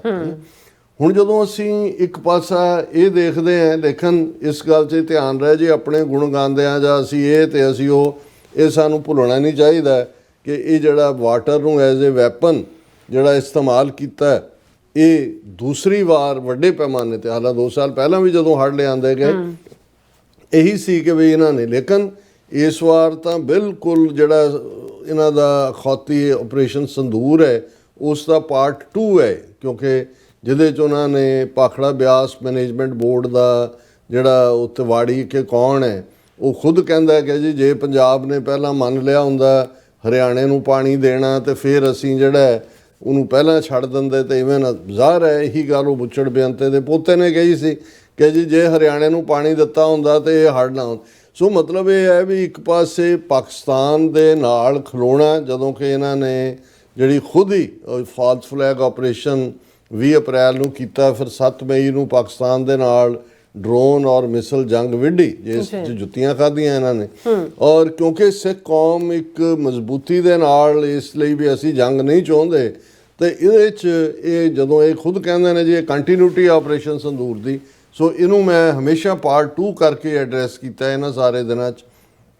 ਇਹ ਸਜ਼ਾ ਯਾਫਤਾ ਹੁਣ ਜਿਹੜਾ ਇੱਕ ਇਮੇਜ ਸਾਹਮਣੇ ਚੱਲ ਰਿਹਾ ਸੀ ਔਰ ਉਹਦੇ 'ਚ ਸਿੱਖਾਂ 'ਚ ਇਹ ਡਿਬੇਟ ਖੜੀ ਹੋ ਗਈ, ਜਿਹੜੇ ਨਹੀਂ ਵੀ ਖਾਲਿਸਤਾਨ ਦੇ ਹਾਮੀ ਸੀ ਕਿ ਨਹੀਂ ਭਾਈ ਸਾਡੇ ਲਈ ਕੌਮੀ ਘਰ ਤੋਂ ਬਿਨਾਂ ਨਹੀਂ ਬਣਨਾ। ਇਸ ਤੋਂ ਇਲਾਵਾ ਕਿ ਕੁਝ ਹੋਰ ਐਕਟੀਵਿਟੀ ਇਸ ਲਾਈਨ ਦੇ ਉੱਤੇ ਹੁੰਦੀ, ਅਸੀਂ ਇਹ ਵੀ ਜ਼ਿਕਰ ਕੀਤਾ ਹੈ ਕਿ ਵੀ ਉਹਨਾਂ ਨੇ ਪਹਿਲਾਂ ਕਰਤਾਰਪੁਰ ਸਾਹਿਬ ਪਾਣੀ 'ਚ ਡੁਬੋਇਆ, ਉਹਦੇ 'ਤੇ ਜਾਣ 'ਤੇ ਬੈਨ ਲਾ ਦਿੱਤਾ ਜੀ ਜਾ ਨਹੀਂ ਸਕਦੇ, ਜਦੋਂ ਕਿ ਪਾਕਿਸਤਾਨ ਦੀ ਸਰਕਾਰ ਨੇ ਹਫ਼ਤੇ ਦੇ ਵਿੱਚ ਉਹਨੂੰ ਕਲੀਨ ਕਰਤਾ। ਹੁਣ ਨਨਕਾਣਾ ਸਾਹਿਬ ਗੁਰੂ ਨਾਨਕ ਪਾਤਸ਼ਾਹ ਦੇ ਪ੍ਰਕਾਸ਼ ਪੁਰਬ ਦੇ ਲਈ 3000 ਸਿੱਖਾਂ ਦੇ ਜਥਿਆਂ ਦੇ ਜਾਣ 'ਤੇ ਰੋਕ ਲਾ ਦਿੱਤੀ ਗਈ। ਸੋ ਉਹ ਧਾਰਮਿਕ ਤੌਰ 'ਤੇ ਹਿਰਦੇ ਵਲੂੰਧਰਨ ਵਾਲੀ ਲਾਈਨ ਹੈ। ਪਰ ਇੱਕ ਚੀਜ਼ ਇਹਨਾਂ ਸਭ ਦੇ ਚੱਲਦੇ ਆ ਕਿ ਡਿਸਕਸ਼ਨ ਇਹ ਹੋਏ ਕਿ ਭਾਈ ਤੁਸੀਂ ਤਾਂ ਸਾਡੇ ਬੁਨਿਆਦੀ ਮਜ਼ਹਬੀ ਹੱਕ ਉਹਦੇ 'ਤੇ ਛਾਪਾ ਮਾਰ ਰਹੇ ਹੋ, ਔਰ ਤੁਸੀਂ ਹੜ੍ਹਾਂ ਦੇ ਵਿੱਚ ਕਰੂਅਲ ਜੋਕ ਕੀਤਾ ਆ ਕੇ ਮੋਦੀ ਨੇ, ਔਰ ਦੂਜਾ ਕਿ ਵੀ ਦੇਣਾ ਦਵਾਣਾ ਕੀ ਸੀ। ਪਰ ਆਲ ਆਫ ਏ ਸਡਨ ਜਿਹੜਾ ਇਸ਼ੂ ਫਲੇਅਰ ਅਪ ਹੋਇਆ, ਹੁਣ ਮੈਂ ਇਹ ਬੈਕਗਰਾਊਂਡ ਇਸ ਲਈ ਦਿੱਤੀ ਹੈ ਵੀ ਇਹ ਨਹੀਂ ਹੈ ਕਿ ਵੀ ਇਹ ਪ੍ਰਵਾਸੀ ਜਿਹੜੇ ਇੱਕ ਨੇ ਜਿਹੜੇ ਭਾਲ 'ਚ ਆਉਂਦੇ ਨੇ, ਕਿਉਂਕਿ ਜਦੋਂ ਇਹ ਡਿਬੇਟ ਚੱਲ ਰਹੀ ਹੈ ਇਸ ਵੇਲੇ ਤੁਸੀਂ ਇਹ ਦੇਖੋਗੇ ਕਿ ਹਿੰਦੂਤਵੀ ਮੀਡੀਆ ਜਾਂ ਜਿਹੜੇ ਉਹਨਾਂ ਵੱਲ ਬੈਂਡ ਕਰਨ ਵਾਲੇ ਨੇ, ਉਹ ਜਦੋਂ ਪੰਜਾਬ ਦੇ ਵਿੱਚ ਪੰਚਾਇਤਾਂ ਮਤੇ ਪਾ ਰਹੀਆਂ ਨੇ, ਔਰ ਜਿਹੜਾ ਇਸ ਵੇਲੇ ਇੱਕ ਗੁੱਸਾ ਭੜਕਿਆ ਹੋਇਆ ਕਿਉਂਕਿ 2 ਇੰਸੀਡੈਂਟ ਇਸ ਕਿਸਮ ਦੇ ਉੱਪਰੋਂ ਥੱਲੀ ਹੋਏ ਕ੍ਰਾਈਮ ਦੇ। ਹੁਸ਼ਿਆਰਪੁਰ ਜ਼ਿਲ੍ਹੇ ਦੇ ਇੱਕ ਪਿੰਡ 'ਚ 5 ਸਾਲ ਦੇ ਬੱਚੇ ਨੂੰ ਜਿਹੜਾ ਉਹ ਪਹਿਲਾਂ ਅਗਵਾ ਕੀਤਾ ਗਿਆ, ਉਹਦੇ ਨਾਲ ਜਿਹੜੀ ਹੈ ਸੈਕਸ਼ੂਅਲ ਜਬਰ ਜਨਾਹ ਕੀਤਾ ਗਿਆ, ਉਹ ਰੋਡ ਦਾ ਇਸਤੇਮਾਲ ਕੀਤਾ ਔਰ ਫਿਰ ਉਹਦਾ ਮਰਡਰ ਕੀਤਾ ਗਿਆ। ਔਰ ਇਸੇ ਤਰ੍ਹਾਂ ਇੱਕ ਅੱਧੀ ਘਟਨਾ ਉਸ ਤੋਂ ਪਹਿਲਾਂ ਔਰ ਪੰਜਾਬ 'ਚ ਚੱਲ ਰਿਹਾ ਸੀ, ਬੱਚੇ ਵੀ ਗਾਇਬ ਹੋ ਰਹੇ ਸੀ, ਦੂਸਰੇ ਵੀ। ਔਰ ਇਹ ਸੀ ਕਿ ਬਈ ਇੰਨੀ ਵੱਡੀ ਗਿਣਤੀ ਦੇ ਵਿੱਚ ਜਿਹੜਾ ਕ੍ਰਾਈਮ ਹੈ ਉਸ ਦੇ ਵਿੱਚ ਬਹੁਤ ਸਾਰੇ ਜਿਹੜੇ ਨੇ ਉਹ ਉਹਦੀ ਜਦੋਂ ਸ਼ਨਾਖਤ ਹੁੰਦੀ ਹੈ ਤੇ ਉਹ ਇਸ ਕਿਸਮ ਦੇ ਪ੍ਰਵਾਸੀ ਲੋਕ ਨਿਕਲਦੇ ਨੇ। ਮੈਂ ਬਲੇਟੈਂਟ ਬਲੇਮ ਨਹੀਂ ਦੇਣਾ ਚਾਹੁੰਦਾ, ਲੇਕਿਨ ਇਹਦੇ 'ਚ ਕੋਈ ਸ਼ੱਕ ਨਹੀਂ ਹੈ ਕਿ ਜਿਹੜੇ ਕ੍ਰਾਈਮ ਤਾਂ ਕੋਈ ਵੀ ਕਰ ਸਕਦਾ ਹੈ, ਜਿਹੜੇ ਰੈਜ਼ੀਡੈਂਟ ਨੇ ਪੱਕੇ ਨੇ, ਅਦਰਵਾਈਜ਼ ਕਿਹੜਾ ਕ੍ਰਾਈਮ ਨਹੀਂ ਹੁੰਦਾ ਜਾਂ। ਲੇਕਿਨ ਜਦੋਂ ਇੱਕ ਪਾਸੇ ਇੱਕ ਵਰਤਾਰਾ ਚੱਲ ਰਿਹਾ ਹੋਏ ਜਿਹੜਾ ਲਗਾਤਾਰਤਾ ਦੇ ਨਾਲ ਔਰ ਨਿਯਮਬੱਧ ਹੋਏ, ਹੁਣ ਇਹਨੂੰ ਕਿਉਂਕਿ ਇਸ ਵੇਲੇ ਦੁਨੀਆ 'ਚ ਐਂਟਾਈ ਮਾਈਗਰੈਂਟ, ਜਿਵੇਂ ਕੱਲ੍ਹ ਅਸੀਂ ਇੱਕ ਸੈਗਮੈਂਟ ਕੀਤਾ ਸੀ ਕਿ ਭਾਈ ਹੇਟ ਨਫ਼ਰਤ ਦੀ ਲਹਿਰ ਵੀ ਹੈ, ਔਰ ਇਹ ਵੀ ਆ ਰਿਹਾ ਜੀ ਸਾਡੀਆਂ ਨੌਕਰੀਆਂ ਖੋਹੀਆਂ ਜਾ ਰਹੀਆਂ, ਸਾਡੀਆਂ ਨੌਕਰੀਆਂ ਦੂਸਰੇ ਲੈ ਰਹੇ ਨੇ। ਸੋ ਜਿਹੜੀ ਐਂਟਾਈ ਇਮੀਗ੍ਰੈਂਟ ਵੇਵ ਹੈ ਜਿਹੜੀ ਅਮਰੀਕਾ ਦੇ ਵਿੱਚ ਹੈ, ਜਾਂ ਜਿਹੜੀ ਅਸੀਂ UK ਦੇ ਵਿੱਚ ਦੇਖਿਆ ਵੀਕਐਂਡ ਦੇ ਉੱਤੇ ਜਿਹੜਾ 1.25 ਲੱਖ ਦੇ ਕਰੀਬ ਲੋਕ ਇਕੱਠੇ ਹੋਏ ਲੰਡਨ ਦੇ ਵਿੱਚ, ਜਿਹੜੀ ਬਿਲਕੁਲ ਨਫ਼ਰਤ, ਔਰ ਦੂਜਾ ਵੀ ਬਾਹਰ ਕੱਢੋ। ਔਰ ਫਿਰ ਈਵਨ ਲੰਡਨ ਦੇ UK ਦੇ ਵਿੱਚ ਕ੍ਰਾਈਮ ਜਿੱਥੇ ਇੱਕ ਸਿੱਖ ਬੀਬੀ ਦੇ ਨਾਲ ਜਬਰ ਜਨਾਹ ਕੀਤਾ ਜਾਂਦਾ ਹੈ, ਉਹ ਕੰਮ ਤੇ ਜਾ ਰਹੀ ਹੈ ਸਵੇਰੇ 8:30 ਵਜੇ, ਔਰ ਉਹਨੂੰ ਜਿਹੜੇ 2 ਗੋਰੇ ਕਰਨ ਵਾਲੇ ਨੇ ਗੋ ਟੂ ਯੋਰ ਕੰਟਰੀ, ਜਿਹਨੂੰ ਕਿ ਨਸਲੀ ਜਿਹੜਾ ਹੈ ਉਹ ਇੱਕ ਇਨਸੀਡੈਂਟ ਦੇ ਤੌਰ ਤੇ ਰਿਕਾਰਡ ਕੀਤਾ ਗਿਆ। ਹੁਣ ਕਿਉਂਕਿ ਆਲਰੇਡੀ ਜੇ ਕਿਤੇ ਕ੍ਰਾਈਮ ਹੁੰਦਾ ਜਾਂ ਇੱਥੇ ਜੇ ਟੈਕਸਾਸ ਦੇ ਵਿੱਚ ਇੱਕ ਕਰਨਾਟਕਾ ਦਾ ਜਿਹੜਾ ਹਿੰਦੂ ਮਾਲਕ ਸੀ, ਉਸ ਦਾ ਮੈਨੇਜਰ ਸੀ, ਉਹਦਾ ਸਿਰ ਕਲਮ ਕੀਤਾ ਗਿਆ ਕਿਸੇ ਨੇ, ਜਿਹੜਾ ਕਿਊਬਨ ਇਲੀਗਲ ਸੀ ਕਿ ਕੌਣ ਸੀ ਜਿਹਨੂੰ ਉਹਨੂੰ ਈਵਨ ਪ੍ਰੈਜ਼ੀਡੈਂਟ ਟਰੰਪ ਨੇ ਵੀ ਜਿਹੜਾ ਉਹ ਨਸਲੀ ਜਿਹੜੇ ਬਾਹਰਲਿਆਂ ਵੱਲੋਂ ਕੀਤੇ ਕ੍ਰਾਈਮ ਨਾਲ ਜੋੜਿਆ ਜਾ ਰਿਹਾ। ਸੋ ਮੈਂ ਇਹ ਇਸ ਲਈ ਇਸ ਦਾ ਜ਼ਿਕਰ ਕੀਤਾ ਵੀ ਜਿਹੜਾ ਪੰਜਾਬ ਦੇ ਕੇਸ ਨੇ ਇਹਨੂੰ ਇਹਦੇ ਨਾਲ ਜੋੜ ਕੇ ਨਾ ਦੇਖਿਆ ਜਾਏ, ਜਿਵੇਂ ਕੁਛ ਜਿਹੜੇ ਓਪਨ ਜਾਂ ਲਿਬਰਲ ਮਾਈਂਡਡ ਸਿੱਖ ਨੇ, ਸਿੱਖ ਤਾਂ ਵੈਸੇ ਹੀ ਲਿਬਰਲ ਹੁੰਦਾ, ਉਹਨਾਂ ਵੱਲੋਂ ਇਹ ਕਿਹਾ ਜਾ ਰਿਹਾ ਜੀ ਜੇ ਅਸੀਂ ਉੱਥੇ ਪ੍ਰਵਾਸੀ ਮਜ਼ਦੂਰਾਂ ਨੂੰ ਕੱਢਣ ਦੀ ਗੱਲ ਕਰਦੇ ਹਾਂ ਜਾਂ ਅਸੀਂ ਉਹਨਾਂ ਨੂੰ ਟੋਲਰੇਟ, ਅਸੀਂ ਵੀ ਤਾਂ ਪ੍ਰਵਾਸੀ ਹਾਂ ਜਿਹੜੇ ਇੱਥੇ ਆਏ ਹਾਂ, ਫਿਰ ਸਾਡੇ ਵੀ ਕੀ ਹਕੂਕ ਨੇ। ਅਸੀਂ ਕਿਉਂ ਕਹਿੰਦੇ ਆ ਜੀ ਸਾਡੇ ਨਾਲ ਧੱਕਾ ਹੁੰਦਾ ਜਾਂ ਇਹ ਕੰਪੈਰੀਜ਼ਨ ਠੀਕ ਨਹੀਂ ਹੈ, ਕਿਉਂਕਿ ਇਹ ਟੋਟਲੀ ਇਹਨਾਂ ਦੇ ਸਿਸਟਮ 'ਚ ਵੀ, ਔਰ ਅਸੀਂ ਇਸ ਹੱਕ 'ਚ ਹੈ ਕਿ ਭਾਈ ਕੋਈ ਵੀ ਸਿਸਟਮ ਭਾਵੇਂ, ਕਿਉਂਕਿ UN ਚਾਰਟਰ ਪਰਸੀਕਿਊਟਡ ਲੋਕਾਂ ਨੂੰ ਉਹ ਧਾਰਮਿਕ ਤੌਰ 'ਤੇ ਜਾਂ ਰਾਜਸੀ ਤੌਰ 'ਤੇ ਨੇ ਉਹਨਾਂ ਨੂੰ ਹੱਕ ਦਿੰਦਾ ਹੈ। ਔਰ ਈਵਨ ਇਸ ਮੁਲਕ 'ਚ ਵੀ ਜੇ ਤੁਸੀਂ ਇਲੀਗਲ ਵੀ ਆਉਂਦੇ ਹੋ ਆਪਣੀ ਜਾਨ ਬਚਾ ਕੇ, ਤੁਹਾਡੇ ਕੋਲ ਕੋਈ ਡਾਕੂਮੈਂਟ ਨਹੀਂ ਹੈ ਤੇ ਤੁਹਾਡਾ ਅਸਾਈਲਮ ਦਾ ਕੇਸ ਮੰਨਿਆ ਜਾਂਦਾ ਹੈ, ਕਿਉਂਕਿ ਉਹ ਇਹ ਹੁੰਦਾ ਹੈ ਕਿ ਭਾਈ ਜਿੱਥੋਂ ਤੁਸੀਂ ਨਿਕਲੇ ਹੋ ਉੱਥੇ ਜੇ ਤੁਸੀਂ ਆਪਣੀ ਪਛਾਣ ਦੇ ਨਾਲ ਆਉਂਦੇ ਤੇ ਤੁਹਾਨੂੰ ਤਾਂ ਨਿਕਲਣ ਨਹੀਂ ਸੀ ਦੇਣਾ, ਤੁਹਾਨੂੰ ਉਹਨਾਂ ਨੇ ਪਾਸਪੋਰਟ ਤਾਂ ਨਹੀਂ ਦੇਣੇ ਹੈ ਜਾਂ ਤੁਹਾਨੂੰ ਜਹਾਜ਼ਾਂ ਤੇ ਚੜਾ ਕੇ ਤਾਂ ਨਹੀਂ ਭੇਜਣਾ, ਤੁਸੀਂ ਡੇਂਜਰਸ ਰਾਊਟਸ ਰਾਹੀਂ ਆਉਂਦੇ ਹੋ। ਇਹੀ ਕਾਰਨ ਹੈ ਵੀ ਈਵਨ ਅਮਰੀਕਾ ਦੇ ਵਿੱਚ ਜਦੋਂ ਤੁਸੀਂ ਸਿਟੀਜ਼ਨਸ਼ਿਪ ਤੱਕ ਪਹੁੰਚਦੇ ਹੋ, ਕਿਉਂਕਿ ਤੁਹਾਡੇ ਕੋਲ ਜੇ ਤੁਸੀਂ ਜਿਸ ਨਾਂ ਥੱਲੇ ਤੁਹਾਡੇ ਨਾਲ ਪਰਸੀਕਿਊਸ਼ਨ ਹੋਈ ਹੈ, ਤੁਹਾਡਾ ਐਨਮੀ ਜਿਹੜਾ ਹੈ ਉਹ ਤੁਹਾਨੂੰ ਹੌਂਟ ਕਰਦਾ ਤੇ ਤੁਹਾਨੂੰ ਹੱਕ ਦਿੱਤਾ ਜਾਂਦਾ ਕਿ ਤੁਸੀਂ ਆਪਣਾ ਨਾਮ ਵੀ ਬਦਲ ਸਕਦੇ ਹੋ, you can change your name citizenship ਦੀ ਸਹੁੰ ਖਾਣ ਤੋਂ ਪਹਿਲੇ। ਸੋ ਇਹ ਇੱਕ ਅਲਟੂਗੈਦਰ ਡਿਫਰੈਂਟ ਪਾਰਟ ਹੈ। ਹਾਲਾਂਕਿ ਇਹਦੇ 'ਚ ਕੋਈ ਸ਼ੱਕ ਨਹੀਂ ਹੈ ਕਿ ਇਮੀਗ੍ਰੈਂਟਸ ਦੇ ਖਿਲਾਫ ਮੂਵਮੈਂਟ 'ਚ ਵੀ ਇਨਸਿਕਿਉਰਿਟੀ ਤਾਂ ਹੈ, ਜਿਹੜੀ ਕਿ ਜੌਬਸ ਨੂੰ ਲੈ ਕੇ ਹੈ ਜਾਂ ਕਿਸੇ ਹੱਦ ਤੱਕ ਜਿਹਨੂੰ ਫਲੇਅਰ ਅਪ ਕਰਨ 'ਚ ਕ੍ਰਾਈਮ ਦਾ ਜ਼ਿਕਰ ਹੈ। ਹਾਲਾਂਕਿ ਕ੍ਰਾਈਮ ਲੋਕਲ ਕਿਹੜੇ ਨਹੀਂ ਕਰਦੇ। ਸੋ ਮੈਂ ਸਮਝਦਾ ਹਾਂ ਵੀ ਪੰਜਾਬ ਦੀ ਸਿਚੁਏਸ਼ਨ ਨੂੰ ਜਿਹੜੀ ਇਸ ਵੇਲੇ ਡੈਮੋਗ੍ਰਾਫੀ ਦੀ ਤਬਦੀਲੀ, ਸਿੱਖਾਂ ਨੂੰ ਮਾਈਨੋਰਿਟੀ 'ਚ ਕਰਨ ਦੀ ਸਾਜ਼ਿਸ਼ ਦੇ ਥੱਲੇ ਹੈ। ਇਸ ਕ੍ਰਾਈਮ ਦੇ ਰਾਮ ਰੌਲੇ 'ਚ ਅਸਲੀ ਜਿਹੜੀ ਸਾਜ਼ਿਸ਼ ਹੈ ਉਹਨੂੰ ਬਿਲਿਟਲ ਕੀਤਾ ਜਾ ਰਿਹਾ, ਉਹਨੂੰ ਛੋਟਾ ਕਰਕੇ ਦੱਸਿਆ ਜਾ ਰਿਹਾ। ਔਰ ਫਿਰ ਕਿਉਂਕਿ ਹੁਣ ਇੱਕ ਜਿਹੜਾ ਪੋਜ਼ਿਟਿਵ ਇਮੇਜ ਪੰਜਾਬ ਦਾ ਆਪਣੇ ਹੱਕਾਂ ਲਈ ਖਲੋਣ ਦਾ ਜਾਂ ਦੁਸ਼ਮਣ ਦੀਆਂ ਨੀਤੀਆਂ ਦਾ ਜਾਂ ਈਵਨ ਸਾਡੇ ਧਾਰਮਿਕ ਮਾਮਲੇ 'ਚ ਦਖਲਅੰਦਾਜ਼ੀ ਕਿ ਅਸੀਂ ਗੁਰੂ ਨਾਨਕ ਸਾਹਿਬ ਦਾ ਪ੍ਰਕਾਸ਼ ਪੁਰਬ ਵੀ ਨਨਕਾਣਾ ਸਾਹਿਬ ਜਾ ਕੇ ਨਹੀਂ ਮਨਾ ਸਕਦੇ, ਉਹਨੂੰ ਡਾਈਵਰਟ ਕਰਦੇ ਆ, ਇੱਕਦਮ ਦੂਸਰੇ ਪਾਸੇ ਘੁਮਾ ਦਿੱਤਾ ਗਿਆ ਹੈ ਐਜ਼ ਇਫ ਜਿਹੜੇ ਸਿੱਖ ਨੇ ਜਾਂ ਪੰਜਾਬ ਦੇ ਪਿੰਡਾਂ ਦੇ ਸਿੱਖ ਨੇ ਉਹ ਟੋਟਲੀ ਇਨਟੋਲਰੈਂਟ ਨੇ, ਉਹ ਜਿਹੜੇ ਨੇ ਹਿੰਦੂਆਂ ਦੇ ਖਿਲਾਫ ਨੇ, ਉਹ ਦੂਸਰੇ ਕਰ ਰਹੇ ਨੇ। ਔਰ ਮੈਨੂੰ ਇਹ ਲੱਗਦਾ ਵੀ ਜੇ ਇਹੀ ਟ੍ਰੈਂਡ ਜਿਸ ਅੰਦਾਜ਼ ਦੇ ਵਿੱਚ ਇਹਨੂੰ ਉੱਥੇ ਇਹਦਾ ਨੈਰੇਟਿਵ ਬਣਾਇਆ ਜਾ ਰਿਹਾ ਜਾਰੀ ਰਿਹਾ ਤੇ ਸਿੱਖਾਂ ਦੇ ਖਿਲਾਫ ਜਿਹੜੇ ਸਿੱਖ ਬਾਕੀ ਸੂਬਿਆਂ 'ਚ ਰਹਿੰਦੇ ਨੇ, ਖਾਸ ਤੌਰ 'ਤੇ ਯੂਪੀ ਬਿਹਾਰ ਜਿੱਥੋਂ ਦੇ ਬਹੁਤੇ ਪ੍ਰਵਾਸੀ ਨੇ, ਉੱਥੇ ਬੈਕਲੈਸ਼ ਹੋਏਗਾ। ਸੋ ਇੱਕ ਪਾਸੇ ਸਾਡੀ ਇਮੇਜ ਅਸੈਸੀਨੇਸ਼ਨ ਹੈ, ਦੂਸਰੇ ਪਾਸੇ ਉਹ ਗਰਾਊਂਡ ਤਿਆਰ ਕੀਤੀ ਜਾ ਰਹੀ ਹੈ ਵੀ ਅਸੀਂ ਇਨਟੋਲਰੈਂਟ ਹੈ। ਹਾਲਾਂਕਿ ਹਕੀਕਤ ਇਹ ਹੈ ਕਿ ਜਦੋਂ ਅਸੀਂ ਸਿੱਖਾਂ ਦੇ ਖਿਲਾਫ ਟੋਟਲ ਵਾਰ ਜਿਹੜੀ ਜੂਨ 84 ਦੀ ਇਹਨਾਂ ਨੇ ਵਿੱਢੀ, ਹਾਲਾਂਕਿ ਡਿਸਕ੍ਰਿਮੀਨੇਸ਼ਨ ਦੀ ਕਹਾਣੀ ਤਾਂ ਸ਼ੁਰੂ ਹੋ ਜਾਂਦੀ ਹੈ 15 ਅਗਸਤ 1947 ਤੋਂ ਬਾਅਦ ਹੀ।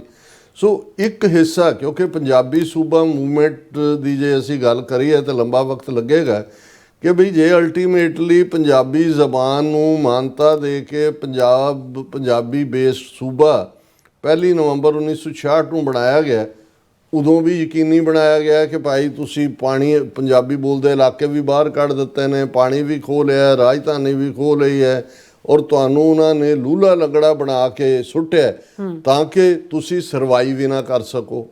ਉਹ ਪੰਜਾਬ ਵੀ ਸਰਵਾਈਵ ਕੀਤਾ। ਉਸੇ ਹੀ ਪੰਜਾਬ ਨੇ ਗ੍ਰੀਨ ਰੈਵੋਲੂਸ਼ਨ ਲਿਆ ਕੇ ਜਿਹੜਾ ਉਹ ਭਾਰਤ ਦੇ ਭੁੱਖਿਆਂ ਦਾ ਜਿਹੜਾ ਢਿੱਡ ਭਰਿਆ, ਜਿਹੜੇ ਕਿ ਲਾਲ ਕਣਕ ਅਮਰੀਕਾ ਔਰ ਆਸਟ੍ਰੇਲੀਆ ਤੋਂ ਔਰ ਕੈਨੇਡਾ ਤੋਂ ਤਰਲੇ ਕਰਕੇ ਮੰਗ ਕੇ ਜਿਹੜੇ ਲੈਂਦੇ ਸੀ ਔਰ ਹਿਊਮਿਲੀਏਟ ਹੁੰਦੇ ਸੀ ਹਰ ਸਾਲ। ਹੁਣ ਉਸ ਸਾਰੇ ਦੇ ਚੱਲਦਿਆਂ ਜੇ ਸਿੱਖਾਂ ਨੇ ਆਪਣੇ ਹੱਕਾਂ ਦੇ ਲਈ, ਖਾਸ ਤੌਰ 'ਤੇ ਪਾਣੀਆਂ ਦੇ ਉੱਤੇ ਆਪਣੇ ਹੱਕ ਦੇ ਲਈ ਔਰ ਆਪਣੀ ਧਾਰਮਿਕ ਆਈਡੈਂਟੀਟੀ ਦੇ ਲਈ ਅਨੰਦਪੁਰ ਦਾ ਮਤਾ ਪਾਸ ਕਰਕੇ ਜਿਹੜਾ ਉਹ ਉਸ ਦੀ ਧਰਮ ਯੁੱਧ ਮੋਰਚਾ ਲਾਇਆ, ਜਿਹਦੇ 2 ਲੱਖ ਤੋਂ ਜ਼ਿਆਦਾ ਸਿੱਖਾਂ ਨੇ ਗ੍ਰਿਫਤਾਰੀਆਂ ਦਿੱਤੀਆਂ ਤੇ ਫੁੱਲ ਫਲੈਜਡ ਘੱਲੂਘਾਰਾ ਸਿੱਖਾਂ ਦੇ ਖਿਲਾਫ ਕੀਤਾ ਜਾਂਦਾ। ਹੁਣ ਇਸ ਸਾਰੇ ਪੀਰੀਅਡ 'ਚ ਇੱਕ ਗੱਲ ਉਹਨਾਂ ਦੀ ਡੀਪ ਸਟੇਟ ਨੂੰ ਸਮਝ ਆ ਗਈ ਕਿ ਅਲਟੀਮੇਟਲੀ ਸਿੱਖ ਜਿਸ ਰਸਤੇ 'ਤੇ ਤੁਰੇ ਨੇ ਜੂਨ 84 ਤੋਂ ਬਾਅਦ, ਤੇ ਇਹ ਜਿਹੜਾ ਇਹਨਾਂ ਨੇ ਹੁਣ ਖਾਲਿਸਤਾਨ ਤੋਂ ਬਿਨਾਂ ਸਿੱਖਾਂ ਨੇ ਹਟਣਾ ਨਹੀਂ ਹੈ ਪਿੱਛੇ। ਸੋ ਇਹੀ ਨੀਤੀ ਜਿਹੜੀ ਕਿ ਸ਼ਾਇਦ ਚੱਲ ਤਾਂ ਸਲੋਲੀ ਪਹਿਲਾਂ ਵੀ ਰਹੀ ਹੋਏਗੀ, ਕੰਮ ਲਈ ਤਾਂ ਲੋਕ ਇੱਕ ਤੋਂ ਦੂਜੀ ਥਾਂ ਆਉਂਦੇ ਨੇ, ਪਰ ਜੇ ਤੁਸੀਂ 80s ਤੋਂ ਬਾਅਦ 84 ਤੋਂ ਬਾਅਦ ਪੰਜਾਬ ਦੇ ਵਿੱਚ ਸਿਸਟੇਮੈਟਿਕ ਢੰਗ ਦੇ ਨਾਲ ਪ੍ਰਵਾਸੀ ਮਜ਼ਦੂਰਾਂ ਨੂੰ ਸਲਮਸ ਦੇ ਰੂਪ ਦੇ ਵਿੱਚ ਖੜਾ ਕਰਨਾ, ਲਿਆ ਕੇ ਬਿਠਾਉਣਾ, ਜਾਲੀ ਮੀਟਰ ਲਾਣੇ, ਰਾਸ਼ਨ ਕਾਰਡ ਦੇਣੇ, ਆਧਾਰ ਕਾਰਡ ਬਣਾ ਕੇ ਦੇਣੇ, ਔਰ ਜਿਹੜੀਆਂ ਪੰਜਾਬ ਦੀਆਂ ਗਰੀਬਾਂ ਨੂੰ ਰੀਹੈਬਿਲਿਟੇਟ ਕਰਨ ਦੀਆਂ ਸਕੀਮਾਂ ਨੇ ਉਹਦੇ 90% ਜਿਹੜੇ ਬੈਨੀਫਿਸ਼ਰੀ ਨੇ ਉਹ ਪ੍ਰਵਾਸੀ ਉਹਨਾਂ ਨੂੰ ਬਣਾ ਕੇ ਔਰ ਉਹਨਾਂ ਨੂੰ ਇੱਕ ਵੋਟ ਬੈਂਕ ਦੇ ਤੌਰ ਤੇ ਤਿਆਰ ਕਰਨਾ। ਸੋ ਇਹ ਗੱਲ ਜਿਹੜੀ ਅੱਜ ਸਾਹਮਣੇ ਆ ਰਹੀ ਹੈ, ਹੁਣ ਤਾਂ ਇਹਨੂੰ ਸਿਰਫ ਕ੍ਰਾਈਮ ਨਾਲ ਜੋੜ ਕੇ ਦੇਖਿਆ ਜਾ ਰਿਹਾ ਹੈ, ਪਰ ਇਹ ਜੇ ਅਸੀਂ ਸਿਰਫ ਕ੍ਰਾਈਮ ਨਾਲ ਕਰਾਂਗੇ ਫਿਰ ਇਹ ਕੰਪੈਰੀਜ਼ਨ ਇੱਧਰ ਹੀ ਜਾਏਗਾ ਜੀ। ਅਮਰੀਕਾ ਵਾਲੇ ਵੀ ਕਹਿ ਰਹੇ ਨੇ ਜੀ ਪ੍ਰਵਾਸੀ ਜਿਹੜੇ ਨੇ ਇਹ ਤਾਂ ਇੱਥੇ ਕ੍ਰਾਈਮ ਕਰਦੇ ਨੇ ਆ ਕੇ, ਫਲਾਣਾ ਮਾਰਨ ਵਾਲਾ ਕਿਊਬਨ ਹੈ, ਫਲਾਣਾ ਮਾਰਨ ਵਾਲਾ ਇਹ ਹੈ, ਫਲਾਣਾ ਉਹ ਹੈ। ਇਹ ਸਾਡੇ ਸਾਰੇ ਇਹ ਬਿਲਕੁਲ ਅਲਟੂਗੈਦਰ ਡਿਫਰੈਂਟ ਸਿਨੇਰੀਓ ਹੈ। ਸਾਡਾ ਸਿਨੇਰੀਓ ਜਿਹੜਾ ਅਸੀਂ ਕਸ਼ਮੀਰ ਦੇ ਨਾਲ, ਜੰਮੂ ਕਸ਼ਮੀਰ ਨਾਲ ਕੰਪੇਅਰ ਕਰ ਸਕਦੇ ਹਾਂ ਕਿ ਭਾਈ ਕਿਵੇਂ 47 ਤੋਂ ਬਾਅਦ 3-4 ਸੂਬੇ ਐਸੇ ਜਿੱਥੇ ਕਿ ਮਾਈਨੋਰਿਟੀ ਮੈਜੋਰਿਟੀ 'ਚ, ਹਾਲਾਂਕਿ ਪੰਜਾਬ ਦੇ ਵਿੱਚ ਸਿੱਖਾਂ ਦੀ ਜਿਹੜੀ ਮੈਜੋਰਿਟੀ ਬਣੀ ਉਹ 1 ਨਵੰਬਰ 1966 ਤੋਂ ਬਾਅਦ ਬਣੀ, ਜਦੋਂ ਕਿ ਇਹਨਾਂ ਨੇ ਬਿਲਕੁਲ ਲੈਂਗੁਏਜ ਨੂੰ ਧਰਮ ਨਾਲ ਜੋੜ ਦਿੱਤਾ ਹੈ। ਹਿੰਦੂ ਪੰਜਾਬ ਦਾ ਮੁਨਕਰ ਹੋ ਗਿਆ ਕਿ ਬਈ ਸਾਡੀ ਜ਼ਬਾਨ ਜਿਹੜੀ ਹੈ ਉਹ ਪੰਜਾਬੀ ਨਹੀਂ ਹੈ, ਔਰ ਜੋ ਕੁਝ ਬਣਿਆ ਉਹ ਹੈਪਨ ਟੂ ਬੀ ਦਾ ਸਿੱਖ ਮੈਜੋਰਿਟੀ। ਔਰ ਉਹਦੇ 'ਚ ਜਿਹੜੀ ਸਿੱਖਾਂ ਦੀ ਪੋਪੂਲੇਸ਼ਨ ਸੀ ਉਹ ਆਲਮੋਸਟ 68% ਸੀ ਜੇ ਅਸੀਂ ਨਵੰਬਰ, ਕਿਉਂਕਿ 10 ਸਾਲ ਬਾਅਦ ਸੈਂਸਸ ਹੁੰਦੀ ਹੈ। ਫਿਰ ਜਦੋਂ 1991 ਦੀ ਸੈਂਸਸ ਹੋਈ, ਸਿੱਖਾਂ ਦੀ ਆਬਾਦੀ 63% ਦੇ ਨੇੜੇ ਤੇੜੇ ਸੀ। ਇਹਦਾ ਮਤਲਬ ਹੈ ਕਿ ਬਈ ਰਿਡਿਊਸ ਹੋਣੀ ਸ਼ੁਰੂ ਹੋਈ। ਹੁਣ ਇਹਨਾਂ ਨੇ ਕੀ ਕੀਤਾ, ਈਵਨ ਜਿਹੜੀ ਲੇਬਰ ਜਾਂ ਦੂਜੀ ਲਿਆਂਦੇ ਸੀ ਕੋਈ ਵੀ ਪ੍ਰੋਜੈਕਟ ਦੇ ਲਈ ਸੈਂਟਰ ਦੇ ਜਾਂ ਦੂਜੇ, ਉਹਨੂੰ ਪੰਜਾਬ 'ਚ ਹੀ ਵਸਾ ਦੇਣਾ, ਉਹਨਾਂ ਨੂੰ ਸਾਰੀਆਂ ਸਹੂਲਤਾਂ ਦੇਣੀਆਂ, ਰਾਸ਼ਨ ਕਾਰਡ ਬਣਾ ਦੇਣੇ। ਹੁਣ 1991 ਦੀ ਮਰਦਮਸ਼ੁਮਾਰੀ ਤੋਂ ਬਾਅਦ ਜੇ ਅਸੀਂ 20 ਸਾਲ ਬਾਅਦ 2011 ਦੀ ਜਿਹੜੀ ਸੈਂਸਸ ਹੈ ਉਹ ਦੇਖੀਏ ਤੇ ਇਸ ਪੀਰੀਅਡ 'ਚ ਸਿੱਖਾਂ ਦੀ ਆਬਾਦੀ 6% ਹੋਰ ਪੰਜਾਬ ਦੇ ਵਿੱਚ ਘਟ ਗਈ। ਉਹ ਲਗਭਗ 56% ਦੇ ਨੇੜੇ ਤੇੜੇ ਆ ਗਏ। ਹੁਣ ਅਜੇ ਇਹਨਾਂ ਨੇ 2021 ਦੀ ਸੈਂਸਸ ਕਰਵਾਈ ਨਹੀਂ ਹੈ। ਹੁਣ ਜਦੋਂ ਇਸ ਤੋਂ ਬਾਅਦ ਆਏਗਾ ਮੈਨੂੰ ਲੱਗਦਾ ਵੀ ਆਲਰੇਡੀ ਜਿਹੜੀ ਹੈ ਸਿੱਖਾਂ ਦੀ ਆਬਾਦੀ 52-53% ਦੇ ਨੇੜੇ ਤੇੜੇ, ਔਰ ਜਦੋਂ ਸਿੱਖ 70% ਦੇ ਨੇੜੇ ਸੀ ਉਦੋਂ ਵੀ ਇਹ ਕਹਿੰਦੇ ਜੀ 60-40 ਜਾਂ 52-48। ਦੇਖੋ ਜੀ ਸਿੱਖ 52% ਨੇ, ਹਿੰਦੂ 48% ਨੇ। ਲੇਕਿਨ ਜਦੋਂ ਤੁਸੀਂ ਸੈਂਸਸ ਦੇ ਫਿਗਰਸ ਦੇਖਦੇ ਹੋ 1991 ਤੋਂ 2011 ਤੱਕ 20 ਸਾਲ ਦੇ ਵਿੱਚ ਲਗਭਗ 6% ਪਾਪੂਲੇਸ਼ਨ ਸਿੱਖਾਂ ਦੀ ਜਿਹੜੀ ਉਹ ਪੰਜਾਬ 'ਚ ਘਟਾ ਦਿੱਤੀ ਗਈ। ਹੁਣ ਜ਼ਾਹਰ ਹੈ ਇੱਕ ਦਲੀਲ ਇਹ ਹੋਏਗੀ ਕਿ ਜੀ ਦੇਖੋ ਸਿੱਖ ਵੀ ਤਾਂ ਉੱਥੋਂ ਨਿਕਲ ਰਹੇ ਨੇ, ਪੰਜਾਬ ਖਾਲੀ ਹੋ ਰਿਹਾ, ਉੱਥੇ ਕਿਸੇ ਨੇ ਤਾਂ ਆਉਣਾ ਹੈ ਜਾਂ ਦੂਜਾ। ਹੁਣ ਗੱਲ ਇਹ ਹੈ ਕਿ ਵੀ ਜੇ ਤਾਂ ਕੋਈ ਕ੍ਰਾਈਟੇਰੀਆ ਕੀ ਹੈ ਕਿ ਭਾਈ ਤੁਸੀਂ ਜਿਹੜਾ ਉਹ ਤੁਹਾਡਾ, ਔਰ ਇਹ ਉਹ ਲੋਕ ਨੇ ਜਿਨ੍ਹਾਂ ਦੇ 2-3 ਥਾਂ ਤੇ ਰਾਸ਼ਨ ਕਾਰਡ, ਆਧਾਰ ਕਾਰਡ, ਵੋਟਾਂ ਵੀ, ਕਿਉਂਕਿ ਸੈਂਟਰ ਦੀ ਜਿਹੜੀ ਲਾਈਨ ਹੈ ਉਸ ਲਾਈਨ ਤੇ ਚੱਲ ਰਹੀ ਹੈ ਵੀ ਅਗਲੇ ਹੋਰ ਜੇ 2 ਸੈਂਸਸਿਸ ਹੋਰ ਹੁੰਦੀਆਂ ਨੇ, ਜੇ ਹੁਣ ਅਸੀਂ 52-53 ਤੇ ਆ ਜਾਂਦੇ ਹਾਂ ਤੇ ਤੁਸੀਂ ਕੱਲ੍ਹ ਨੂੰ ਰੈਫਰੈਂਡਮ ਦੀ ਮੁਹਿੰਮ ਦੁਨੀਆ ਭਰ 'ਚ ਚੱਲ ਰਹੀ ਹੈ, ਉਹਨਾਂ ਨੇ ਉੱਥੇ ਬਿਠਾਏ ਹੋਏ ਨੇ ਪ੍ਰਵਾਸੀ ਔਰ ਦੂਜੇ, ਉਹਨੂੰ ਕਹਿਣਗੇ ਜੀ ਕਰਵਾ ਲਓ ਰੈਫਰੈਂਡਮ ਕਿ ਭਾਈ ਕੌਣ ਕੀ ਚਾਹੁੰਦਾ। ਸੋ ਜਿਹੜੀ ਸਾਜ਼ਿਸ਼ ਹੈ ਉਹ ਡੀਪਰ ਹੈ, ਮਚ ਡੀਪਰ ਹੈ, ਵੈਰੀ ਸਿਸਟੇਮੈਟਿਕ ਹੈ, ਔਰ ਹਰ ਹਕੂਮਤ ਦੇ ਥੱਲੇ 1966 ਤੋਂ ਲੈ ਕੇ ਹੁਣ ਤੱਕ ਇਹ ਲਗਾਤਾਰਤਾ ਨਾਲ ਚੱਲ ਰਹੀ ਹੈ। ਹੁਣ ਤੁਸੀਂ ਦੂਸਰਾ ਪਾਰਟ ਦੇਖੋ, ਸਿਆਸੀ ਲੋਕਾਂ ਦਾ ਰੋਲ ਜਿਹੜਾ ਅਸਲ ਦੇ ਵਿੱਚ ਅਸਲੀ ਕਲਪਰੇਟ ਨੇ। 1966 'ਚ ਹਿਮਾਚਲ ਬਣਦਾ ਹੈ, ਹਿਮਾਚਲ ਨੂੰ ਪੰਜਾਬ ਦੇ ਕਾਂਗੜਾ, ਕੁੱਲੂ, ਲਾਹੌਲ ਸਪੀਤੀ, ਬਿਲਾਸਪੁਰ ਇਹ ਏਰੀਏ ਦਿੱਤੇ ਜਾਂਦੇ ਨੇ। ਉਦੋਂ ਹਿਮਾਚਲ ਯੂਨੀਅਨ ਟੈਰੀਟਰੀ ਸੀ, ਸਟੇਟ ਨਹੀਂ ਸੀ।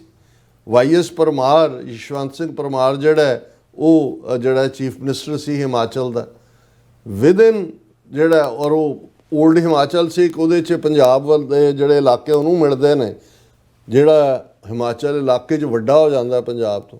ਉਹ 1971 ਦੇ ਵਿੱਚ ਸਭ ਤੋਂ ਪਹਿਲਾਂ YS ਪਰਮਾਰ ਹਿਮਾਚਲ ਅਸੈਂਬਲੀ ਦੇ ਵਿੱਚ ਇਹ ਮਤਾ ਪਾਸ ਕਰਵਾਉਂਦਾ ਜਿਹਨੂੰ ਡੋਮਿਸਾਈਲ ਬਿੱਲ ਕਿਹਾ ਗਿਆ ਕਿ ਹਿਮਾਚਲ ਦੇ ਵਿੱਚ ਕੋਈ ਵੀ ਗੈਰ ਹਿਮਾਚਲੀ ਜ਼ਮੀਨ ਨਹੀਂ ਖਰੀਦ ਸਕਦਾ। ਹੁਣ ਉਹ ਪਰਮਾਰ ਸਮਝਦਾ ਹੈ ਵੀ ਸਿੱਖ ਐਂਟਰਪ੍ਰਾਈਜ਼ਿੰਗ ਨੇ, ਇੱਥੇ ਸੇਬਾਂ ਦੇ ਬਾਗ ਨੇ, ਦੂਜੇ ਫਰੂਟਾਂ ਦੇ ਨੇ, ਸਿੱਖ ਜਦੋਂ ਐਕਸਪੈਂਡ ਕਰਨਗੇ ਜ਼ਾਹਰ ਹੈ ਵੀ ਪੰਜਾਬ ਵਾਲੇ ਹੀ ਆਣਗੇ ਵੀ। ਔਰ ਹਿਮਾਚਲ ਦੀ ਉਦੋਂ ਆਬਾਦੀ ਜਦੋਂ ਕਿ ਹਿਮਾਚਲ ਬਣਿਆ 28 ਲੱਖ ਦੇ ਕਰੀਬ ਸੀ, ਦਿੱਲੀ ਨਾਲੋਂ ਵੀ ਘੱਟ ਸੀ ਇੰਨੀ ਕੁ। ਤਾਂ ਉਹਨਾਂ ਨੂੰ ਲੱਗਾ ਕਿ ਵੀ ਇਹ ਤਾਂ ਸਾਡਾ ਕਲਚਰ ਪਹਾੜੀ ਔਰ ਸਾਡਾ ਦੂਜਾ, ਅਸੀਂ ਮਾਈਨੋਰਿਟੀ 'ਚ ਹੋ ਜਾਵਾਂਗੇ, ਵਕਤ ਪਾ ਕੇ ਪੰਜਾਬੀ ਟੇਕ ਓਵਰ ਕਰ ਲੈਣਗੇ। ਸੋ ਉਹਨੇ 1971 'ਚ ਲਾਅ ਬਣਾ ਦਿੱਤਾ ਕਿ ਕੋਈ ਵੀ ਗੈਰ ਹਿਮਾਚਲੀ, ਹੁਣ ਤੁਸੀਂ ਹਿਮਾਚਲ 'ਚ 1 ਇੰਚ ਜ਼ਮੀਨ ਨਹੀਂ ਲੈ ਸਕਦੇ ਜੇ ਤੁਸੀਂ ਹਿਮਾਚਲੀ ਨਹੀਂ ਹੋ। ਹੁਣ ਇਹੀ ਸਮਾਂ ਹੁਣ ਦੂਸਰਾ ਸਾਡੇ ਲਈ ਐਕਸਪੈਂਡਿੰਗ ਰਾਜਸਥਾਨ ਸੀ, ਕਿਉਂਕਿ ਰਾਜਸਥਾਨ ਕੈਨਾਲ ਪਾਣੀ ਵੀ ਜਾਂਦਾ ਸੀ, ਪਹਿਲਾਂ ਗੰਗਾ ਨਹਿਰ ਵੀ ਸੀ, ਗੰਗਾ ਨਗਰ ਹਨੂਮਾਨਗੜ੍ਹ, ਔਰ ਜਿਹੜਾ ਗੰਗਾ ਸਿੰਘ ਸੀ ਰਾਜਾ, ਉਹ ਸਿੱਖਾਂ ਨੂੰ ਹੀ ਲਿਜਾ ਕੇ, ਉਹਨੂੰ ਪਤਾ ਸੀ ਵੀ ਸਿੱਖਾਂ ਨੇ ਜ਼ਮੀਨ ਨੂੰ ਆਬਾਦ ਕਰਨਾ।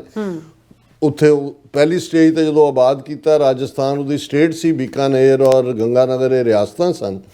ਉੱਥੇ ਈਵਨ ਗੁਰਦੁਆਰਿਆਂ ਨੂੰ ਵੀ ਜਿਹੜਾ ਉਹ ਮਦਦ ਸਟੇਟ ਵੱਲੋਂ ਜਾਂਦੀ ਸੀ। ਪਰ ਜਦੋਂ ਪੰਜਾਬ ਦਾ ਮਾਲਵੇ ਦਾ ਫਾਰਮਰ ਜਾਂ ਦੂਸਰਾ ਉਧਰ ਨੂੰ ਐਕਸਪੈਂਡ ਕਰਨ ਲੱਗਾ, ਰਾਜਸਥਾਨ ਨੂੰ ਵੀ ਲੱਗਾ ਕਿ ਵੀ ਇਹ ਤਾਂ ਰਾਜਸਥਾਨ ਦੀਆਂ ਜ਼ਮੀਨਾਂ ਜਾਂ ਦੂਜਿਆਂ ਤੇ ਸਿੱਖਾਂ ਦਾ ਕਬਜ਼ਾ ਹੋ ਜਾਏਗਾ, ਸਿੱਖ ਆ ਜਾਣਗੇ, ਐਂਟਰਪ੍ਰਾਈਜ਼ਿੰਗ ਤਾਂ ਹੈ ਹੀ ਨੇ, ਮਿਹਨਤ। ਰਾਜਸਥਾਨ ਨੇ ਵੀ ਲਾਅ ਬਣਾ ਦਿੱਤਾ ਕਿ ਕੋਈ ਨੌਨ ਰਾਜਸਥਾਨੀ ਜ਼ਮੀਨ ਨਹੀਂ ਖਰੀਦ ਸਕਦਾ। ਹੁਣ ਪੁੱਛਣ ਵਾਲੀ ਗੱਲ ਇਹ ਆ ਇਹਨਾਂ ਸਾਰਿਆਂ ਨੂੰ, ਬਾਕੀ ਸਾਰੇ ਇਸ਼ੂ ਛੱਡ ਦਿਓ, 66 ਤੋਂ ਲੈ ਕੇ ਹੁਣ ਤੱਕ ਪੰਜਾਬ ਦੀ ਹਕੂਮਤ, ਅਕਾਲੀਆਂ ਦੀ, ਕਾਂਗਰਸ ਦੀ, ਇਹ ਦੂਜੇ ਹੁਣ ਜੋ ਇਹ ਰੌਲਾ ਫਲੇਅਰ ਅਪ ਸਾਰਾ ਇਸ਼ੂ ਹੋਇਆ, ਅੱਛਾ, ਕਿਉਂ ਨਹੀਂ ਇਹ ਹੁਣ ਤੱਕ ਮਤਾ ਕੀਤਾ ਗਿਆ ਕਿ ਪੰਜਾਬ ਅਸੈਂਬਲੀ ਘੱਟੋ ਘੱਟ ਹਿਮਾਚਲ ਦੀ ਤਰਜ਼ ਤੇ, ਰਾਜਸਥਾਨ ਦੀ ਤਰਜ਼ ਤੇ ਇਹ ਕਾਨੂੰਨ ਤਾਂ ਪਾਸ ਕਰ ਸਕਦੀ ਸੀ ਕਿ ਵੀ ਕੋਈ ਨੌਨ ਪੰਜਾਬੀ ਪੰਜਾਬ ਦੀ ਜ਼ਮੀਨ ਨਹੀਂ ਲੈ ਸਕਦਾ। ਇਸ ਦੇ ਉਲਟ ਅੱਜ ਜਿਸ ਅੰਦਾਜ਼ ਦੇ ਵਿੱਚ ਪੰਜਾਬ ਦੇ ਵਿੱਚ ਪ੍ਰਵਾਸੀਆਂ ਨੂੰ ਵਸਾ ਕੇ ਉਹਨਾਂ ਦੇ ਹੁਣ ਮਿਊਨਿਸਪਲ ਕਮਿਸ਼ਨਰ ਬਣਨ ਲੱਗ ਗਏ, MLA ਤੱਕ ਬਹੁਤ ਸਾਰੇ ਹਲਕਿਆਂ 'ਚ ਸਾਈਜ਼ੇਬਲ ਵੋਟ ਬੈਂਕ ਹੈ, ਔਰ ਗੁੰਡਾਗਰਦੀ ਦਾ ਆਲਮ ਇਹ ਹੈ ਉਹਨਾਂ ਦਾ ਕਿ ਜਿੱਥੇ ਵੀ ਕੋਈ ਐਸਾ ਹੁੰਦਾ ਹੈ ਉਹ ਆ ਕੇ ਜਿਹੜੇ ਨੇ ਉਹ ਚੈਲੰਜ ਕਰਦੇ ਨੇ। ਫਿਰ ਤੁਹਾਡੀ ਫਰੂਟ ਇੰਡਸਟਰੀ, ਵੈਜੀਟੇਬਲ, ਰੇਹੜੀਆਂ, ਕੰਸਟਰਕਸ਼ਨ ਇੰਡਸਟਰੀ, ਸਾਰਿਆਂ 'ਚ ਠੇਕੇਦਾਰਾਂ ਤੋਂ ਲੈ ਕੇ ਥੱਲੇ ਤੱਕ ਉਹ ਪੂਰੀ ਤਰ੍ਹਾਂ ਕਾਬਜ਼ ਨੇ।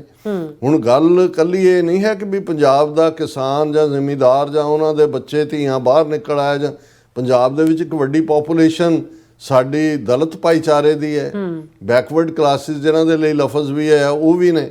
ਹੁਣ ਜਿਹੜਾ ਦੂਸਰੇ ਕੰਮ ਸੀ ਗਰਾਊਂਡ ਤੋਂ ਲੈ ਕੇ ਫੈਕਟਰੀਆਂ ਜਾਂ ਦੂਜਿਆਂ, ਉਹਨਾਂ ਨੂੰ ਕਿਉਂਕਿ ਹਿੰਦੂ ਕਾਰਖਾਨੇਦਾਰ ਬੈਠਾ ਹੈ ਲੁਧਿਆਣਾ, ਜਲੰਧਰ, ਫਗਵਾੜਾ, ਦੂਜੇ ਤੀਜੇ, ਉਹ ਪੰਜਾਬੀ ਦਲਿਤ ਨੂੰ ਉਹ ਜੌਬ ਨਹੀਂ ਦਿੰਦਾ ਹੈ, ਉਹਨੂੰ ਉਹ ਭਈਏ ਨੂੰ ਦਿੰਦਾ। ਉਹਨੂੰ ਲੱਗਦਾ ਕਿ ਬਈ ਇੱਕ ਤਾਂ ਇਹਨੂੰ ਜਦੋਂ ਦਬਕਾ ਮਾਰੋ ਜਾਂ ਦੂਜਾ ਤੁਸੀਂ ਵਰਤ ਸਕਦੇ ਹੋ, ਪੰਜਾਬੀ ਤਾਂ ਆਪਣੇ ਹੱਕ ਲਈ ਖਲੋਂਦਾ। ਸੋ ਉਹਦੇ ਲਈ ਈਵਨ ਇਹ ਇਕੱਲਾ ਇਹ ਨਹੀਂ ਹੈ ਕਿ ਵੀ ਇੱਕ ਜ਼ਿਮੀਂਦਾਰ ਕਲਾਸ ਜਾਂ ਦੂਜੇ ਨੂੰ ਲੱਗਦਾ ਕਿ ਜੀ ਸਾਡੇ ਕੋਲ ਜ਼ਮੀਨਾਂ ਨਹੀਂ ਨੇ ਜਾਂ ਦੂਜਾ, ਪੰਜਾਬ ਦਾ ਹਰ ਵਰਗ।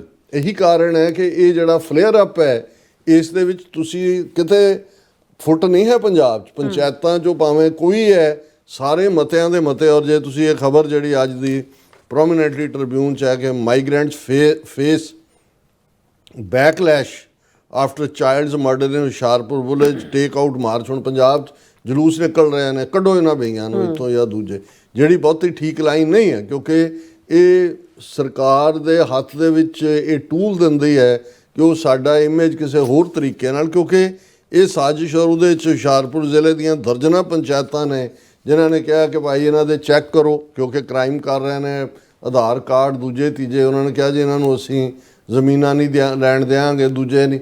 ਸੋ ਇਹ ਇੱਕ ਵਕਤੀ ਹੈ, ਲੇਕਿਨ ਗੱਲ ਤਾਂ ਇਹ ਹੈ ਵੀ ਪੰਜਾਬ ਦੇ ਪਹਿਲਾਂ ਜਿਹੜੇ 117 MLA ਨੇ, ਜਿਨ੍ਹਾਂ 'ਚੋਂ 92 ਜਿਹੜੇ ਨੇ AP, ਉਹ ਕੱਲੇ ਕੱਲੇ ਨੂੰ ਫੜ ਕੇ ਕਹੋ ਜੀ ਪਹਿਲਾਂ ਤਾਂ ਕੰਮ ਤਾਂ ਪੰਜਾਬ ਜਿਹੜਾ ਇਮੀਡੀਏਟ ਕਰਨ ਵਾਲਾ ਕੰਮ ਹੈ। ਹਾਂਜੀ, ਇਹ ਤਾਂ ਜਿਹੜਾ ਨਾਅਰੇਬਾਜ਼ੀ, ਬਿਆਨਬਾਜ਼ੀ, ਕਿਸੇ ਤੇ ਹਮਲਾ, ਕੋਈ ਰੇਹੜੀ ਉਲਟਾਤੀ ਜਾਂ ਦੂਜੀ, ਇਹ ਕਿਤੇ ਨਹੀਂ ਲੈ ਕੇ ਜਾਏਗਾ।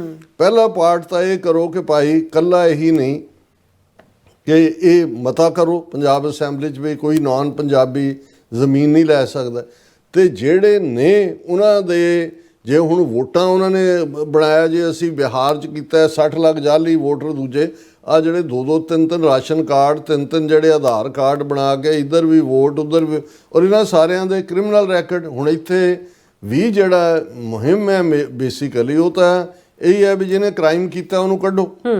ਜੇ ਤੁਹਾਡੀ ਸ਼ਨਾਖਤ ਹੀ ਕੋਈ ਨਹੀਂ, ਉੱਥੋਂ ਤੁਸੀਂ ਕ੍ਰਾਈਮ ਇੱਥੋਂ ਕਰਦੇ ਹੋ, ਜਾ ਕੇ ਬਿਹਾਰ 'ਚ ਵੜ ਜਾਂਦੇ ਹੋ, UP 'ਚ ਵੜ ਜਾਂਦੇ ਹੋ, ਦੂਸਰੇ ਹੋ ਜਾਂਦੇ ਹੋ, ਗੈਂਗਾਂ ਇੱਕ ਦੂਜੇ ਦੇ ਨਾਲ ਕੋਆਪਰੇਟ ਕਰ ਰਹੀਆਂ ਨੇ। ਸੋ ਕੁੱਲ ਮਿਲਾ ਕੇ ਮੈਂ ਸਮਝਦਾ ਵੀ ਇਹ ਬੇਸ਼ੱਕ ਸਮਝ ਆਉਣੀ ਸ਼ੁਰੂ ਹੋ ਗਈ ਹੈ ਪੰਜਾਬੀਆਂ ਨੂੰ ਇਨ ਟੋਟੋ ਇਸ ਮੁੱਦੇ ਦੇ ਉੱਤੇ, ਜਿਹੜਾ ਉਹ ਕੋਈ ਡਿਵੀਜ਼ਨ ਨਹੀਂ ਹੈ ਕਿ ਵੀ, ਲੇਕਿਨ ਇਹਦੇ ਬਾਵਜੂਦ ਜਿਹੜਾ ਸਾਡਾ ਇਸ਼ੂ ਹੈ ਇਹਨੂੰ ਬਿਲਕੁਲ ਬਿਲਿਟਲ ਕੀਤਾ ਜਾ ਰਿਹਾ ਹੈ। ਇਹਨੂੰ ਇਵੇਂ ਹੈ ਵੀ ਜਿਵੇਂ ਪੰਜਾਬ ਇਨਟੋਲਰੈਂਟ ਹੋ ਰਿਹਾ, ਇਵੇਂ ਨਹੀਂ ਹੈ। ਇਹ ਸਰਕਾਰ ਦਾ ਇੱਕ ਵੈਪਨ ਹੈ, ਕੰਸਪੀਰੇਸੀ ਹੈ ਸਾਨੂੰ ਮਾਈਨੋਰਿਟੀ 'ਚ ਕਨਵਰਟ ਕਰਨ ਦੀ, ਔਰ ਇਸ ਦੇ ਨਾਲ ਸਾਨੂੰ ਬ੍ਰੌਡਰ ਵੇ ਨਾਲ ਇੱਕ ਪਾਰਟ ਤਾਂ ਇਮੀਡੀਏਟ ਜਿਹੜਾ ਫਰਦਰ ਜ਼ਮੀਨਾਂ ਦਾ ਔਰ ਦੂਜਾ ਕਰਨ ਦਾ ਔਰ ਇਹਨਾਂ ਦੇ ਸਾਰਿਆਂ ਦੀ ਜਿਹੜੀ ਬੈਕਗਰਾਉਂਡ ਚੈੱਕ ਦੀ ਲਾਈਨ ਹੋਏ। ਔਰ ਇਹ ਗੱਲ ਦਾ ਸਾਨੂੰ ਧਿਆਨ ਰਿਹਾ ਕਿ ਵੀ ਅਲਟੀਮੇਟਲੀ ਜੇ ਅਸੀਂ ਆਪਣੀ ਥਾਂ ਛੱਡ ਦਿਆਂਗੇ, ਔਰ ਜਦੋਂ ਮੈਂ ਰਿਪੀਟਡਲੀ ਕਹਿੰਦਾ ਵੀ ਭਾਵੇਂ ਤੁਹਾਡੇ ਕੋਲ ਕਿੱਲਾ ਜ਼ਮੀਨ ਹੈ, 2 ਕਿੱਲਾ ਜ਼ਮੀਨ ਹੈ, ਤੁਹਾਨੂੰ ਲੱਗਦਾ ਵੀ ਤੁਹਾਡੇ ਪੁੱਤਰ ਪੋਤਰਿਆਂ ਨੇ ਉੱਥੇ ਨਹੀਂ ਜਾਣਾ ਹੈ, ਪਰ ਉਹਨੂੰ ਮੱਤ ਵੇਚੋ, ਸ਼ਰੀਕਾਂ ਕੋਲ ਰਹਿਣ ਦਿਓ, ਪੰਜਾਬ ਦੀ ਜ਼ਮੀਨ ਉਹੀ ਬੇਸ। ਔਰ ਇਹਨੂੰ ਜੇ ਅਸੀਂ ਸਮਝਾਂਗੇ ਤਾਂ ਫਿਰ ਸਾਨੂੰ ਇਹ ਵੀ ਸਮਝ ਆਏਗੀ ਕਿ ਭਾਈ ਅਲਟੀਮੇਟਲੀ ਇਹ ਜਿਹੜਾ ਇੱਕ ਤੋਂ ਬਾਅਦ ਇੱਕ ਵੈਪਨ ਉਹਨਾਂ ਦੇ ਪੱਥੇ ਚੋਂ ਨਿਕਲ ਰਿਹਾ, ਇਹ ਸਾਨੂੰ ਕਿੱਧਰ ਨੂੰ ਧੱਕ ਰਿਹਾ। ਔਰ ਖਾਲਿਸਤਾਨ ਦੀ ਕਾਇਮੀ ਦੇ ਲਈ ਸਿਰ ਜੋੜ ਕੇ ਬੈਠ ਕੇ ਅਲਟੀਮੇਟਲੀ ਇਸ ਦੇ ਉੱਤੇ ਕੰਮ ਕਰਨ ਦੀ ਲੋੜ ਹੈ। ਇਸ ਤੋਂ ਬਿਨਾਂ ਸਿੱਖਾਂ ਦਾ ਕੋਈ ਮਸਲਾ ਹੱਲ ਨਹੀਂ ਹੋਣਾ। ਉੱਥੇ ਜਦੋਂ ਕੁਛ ਜਿਹੜਾ ਉਹ ਸਾਡੀ ਸਟਰੈਂਥ ਨਿਕਲਦੀ ਹੈ, ਉਦੋਂ ਕੁਛ ਨਾ ਕੁਛ ਐਸਾ ਵਪਰਾ ਦਿੱਤਾ ਜਾਂਦਾ ਜਾਂ ਵਾਪਰ ਜਾਂਦਾ ਤੇ ਉਹਨੂੰ ਫਿਰ ਫਲੇਅਰ ਅਪ ਕਰ ਦਿੱਤਾ ਜਾਂਦਾ। ਔਰ ਮੈਨੂੰ ਇਹ ਸਾਰਾ ਇਸ਼ੂ ਜਿਸ ਅੰਦਾਜ਼ ਦੇ ਵਿੱਚ ਪ੍ਰਵਾਸੀਆਂ ਦੇ ਖਿਲਾਫ ਇੱਕ ਜਿਹੜੀ ਲਹਿਰ ਖੜੀ ਕਰਨ ਦੀ ਲਾਈਨ ਹੈ, ਹਾਲਾਂ ਮਹਾਰਾਸ਼ਟਰ ਦੇ ਵਿੱਚ ਸ਼ਿਵ ਸੈਨਾ ਉਹਨਾਂ ਨੇ ਬਿਹਾਰੀ ਯੂਪੀ ਵਾਲਿਆਂ ਨੂੰ ਕੱਢਿਆ, ਉਹ ਵੀ ਹਿੰਦੂ ਨੇ, ਉਹਨਾਂ ਨੂੰ ਹੋਇਆ ਜੀ ਸਾਡਾ ਮਰਾਠਾ ਪ੍ਰਾਈਡ ਹੈ ਔਰ ਸਾਡੇ ਮਰਾਠਿਆਂ ਦੇ ਸਾਧਨ ਨੇ। ਤਮਿਲਨਾਡੂ ਉੱਥੇ ਉਹ ਕਿਉਂ ਹਿੰਦੀ ਨੂੰ ਵੜਨ ਨਹੀਂ ਦਿੰਦੇ ਕਿ ਭਾਈ ਇਹ ਤਾਂ ਲਾ ਕੇ ਹਿੰਦੂ ਲੈਂਡ ਵਾਲੇ ਸਾਡੇ ਦੇ ਸਿਰ 'ਤੇ ਸਵਾਰ ਹੋ ਜਾਣਗੇ। ਇਸੇ ਤਰ੍ਹਾਂ ਬਾਕੀ ਥਾਵਾਂ ਦੇ ਉੱਤੇ ਜਿਹੜਾ ਹੈ ਉਹ ਜੇ ਹੁੰਦਾ, ਤੇ ਜੇ ਪੰਜਾਬ 'ਚ ਹੁੰਦਾ ਉਹਨੂੰ ਇੱਕਦਮ ਸਿੱਖਾਂ ਦੇ ਨਾਲ, ਅੱਤਵਾਦ ਨਾਲ, ਦੇਸ਼ ਵਿਰੋਧ ਨਾਲ ਜੋੜਨ ਦੀ ਲਾਈਨ ਆਲਰੇਡੀ ਚੱਲ ਰਹੀ ਹੈ। ਸੋ ਇਹਨੂੰ ਸਮਝਣ ਦੀ ਲੋੜ ਹੈ ਕਿ ਇਹ ਵੈਪਨ ਹੈ ਏਜੰਸੀਆਂ ਦਾ, ਜਿਹਦੇ ਥੱਲੇ ਇੱਕ ਪਾਸੇ ਸਾਨੂੰ ਮਾਈਨੋਰਿਟੀ 'ਚ ਕਨਵਰਟ ਕਰਨ ਦਾ ਏਜੰਡਾ ਹੈ, ਪਰ ਦੂਸਰੇ ਪਾਸੇ ਬਲੇਮ ਵੀ ਸਾਡੇ ਸਿਰ 'ਤੇ ਹੈ ਕਿ ਦੇਖੋ ਜੀ ਅਸੀਂ ਕਿੰਨੇ ਇੰਟੋਲਰੈਂਟ ਹੋ ਰਹੇ ਹਾਂ। ਔਰ ਈਵਨ ਇਹਦੀ ਆੜ ਦੇ ਵਿੱਚ ਇਹ ਸਿੱਖਾਂ ਦੇ ਖਿਲਾਫ ਜਿਹੜੀ ਹੈ यूपी बिहार ਦੇ ਵਿੱਚ ਹਿੰਸਾ ਵੀ ਹੋ ਸਕਦੀ। ਬਿਲਕੁਲ ਰਾਜ ਸਾਹਿਬ, ਤੁਹਾਡਾ ਬਹੁਤ ਬਹੁਤ ਸ਼ੁਕਰੀਆ। ਸੋ ਹੱਥ ਲੈਣੇ ਬ੍ਰੇਕ, ਔਰ ਬ੍ਰੇਕ ਤੇ ਜਾਣ ਤੋਂ ਪਹਿਲਾਂ ਅਸੀਂ ਦਰਸ਼ਕਾਂ ਤੇ ਸਰੋਤਿਆਂ ਨੂੰ ਅਪੀਲ ਤੇ ਬੇਨਤੀ ਕਰਦੀ ਵਿਊਅਰਸ, ਜਿਸ ਤਰ੍ਹਾਂ ਕਿ ਤੁਸੀਂ ਜਾਣਦੇ ਹੋ ਕਿ ਟੀਵੀ 84 ਹੱਕ, ਸੱਚ, ਇਨਸਾਫ ਦੀ ਆਵਾਜ਼ ਬੁਲੰਦ ਕਰ ਰਿਹਾ ਹੈ। ਇਹ ਆਵਾਜ਼ ਤੁਹਾਡੇ ਪਿਆਰ ਸਦਕਾ, ਤੁਹਾਡੇ ਵਿਸ਼ਵਾਸ ਸਦਕਾ, ਤੁਹਾਡੇ ਡੋਨੇਸ਼ਨ ਸਦਕਾ ਹੀ ਹੋ ਸਕਦੀ ਹੈ। ਸੋ ਅਸੀਂ ਚਾਹਾਂਗੇ ਕਿ ਤੁਸੀਂ ਟੀਵੀ 84 ਦੀ ਚੜ੍ਹਦੀ ਕਲਾ ਲਈ ਵੱਧ ਤੋਂ ਵੱਧ ਡੋਨੇਟ ਕਰੋ। ਡੋਨੇਟ ਕਰਨ ਲਈ ਸਾਡੀ ਵੈਬਸਾਈਟ tv84.tv ਤੇ ਜਾ ਕੇ ਪੇਪਲ ਦੀ ਵਰਤੋਂ ਕਰਕੇ 1 ਟਾਈਮ ਡੋਨੇਟ ਕਰ ਸਕਦੇ ਹੋ, ਮੰਥਲੀ ਡੋਨੇਟ ਵੀ ਕਰ ਸਕਦੇ ਹੋ। ਤੁਸੀਂ ਟੀਵੀ 84 ਦੇ ਨਾਮ ਤੇ ਚੱਕ ਬਣਾ ਕੇ ਸਾਨੂੰ ਮੇਲ ਵੀ ਕਰ ਸਕਦੇ ਹੋ ਸਾਡੇ ਇਸ ਪਤੇ ਤੇ 36-01 37th Avenue, Long Island City, New York 11101 USA, ਜਾਂ ਫਿਰ ਤੁਸੀਂ ਸਾਨੂੰ ਫੋਨ ਰਾਹੀਂ ਵੀ ਸੰਪਰਕ ਕਰ ਸਕਦੇ ਹੋ 5166191984। ਤੁਸੀਂ ਸਾਨੂੰ ਈਮੇਲ ਵੀ ਕਰ ਸਕਦੇ ਹੋ info@tv4.tv ਤੇ। ਅਸੀਂ ਤੁਹਾਡੇ ਤਹਿ ਦਿਲ ਤੋਂ ਸ਼ੁਕਰਗੁਜ਼ਾਰ ਹੋਵਾਂਗੇ। ਸੋ ਥੱਲੇ ਨੇ ਬ੍ਰੇਕ ਵਿਊਅਰਸ, ਤੁਸੀਂ ਇਸੇ ਤਰ੍ਹਾਂ ਹੀ ਬਣੇ ਰਹਿਣਾ। ਮਿਲਦੇ ਹਾਂ ਆਫਟਰ ਦਿਸ ਸ਼ਾਰਟ ਬ੍ਰੇਕ।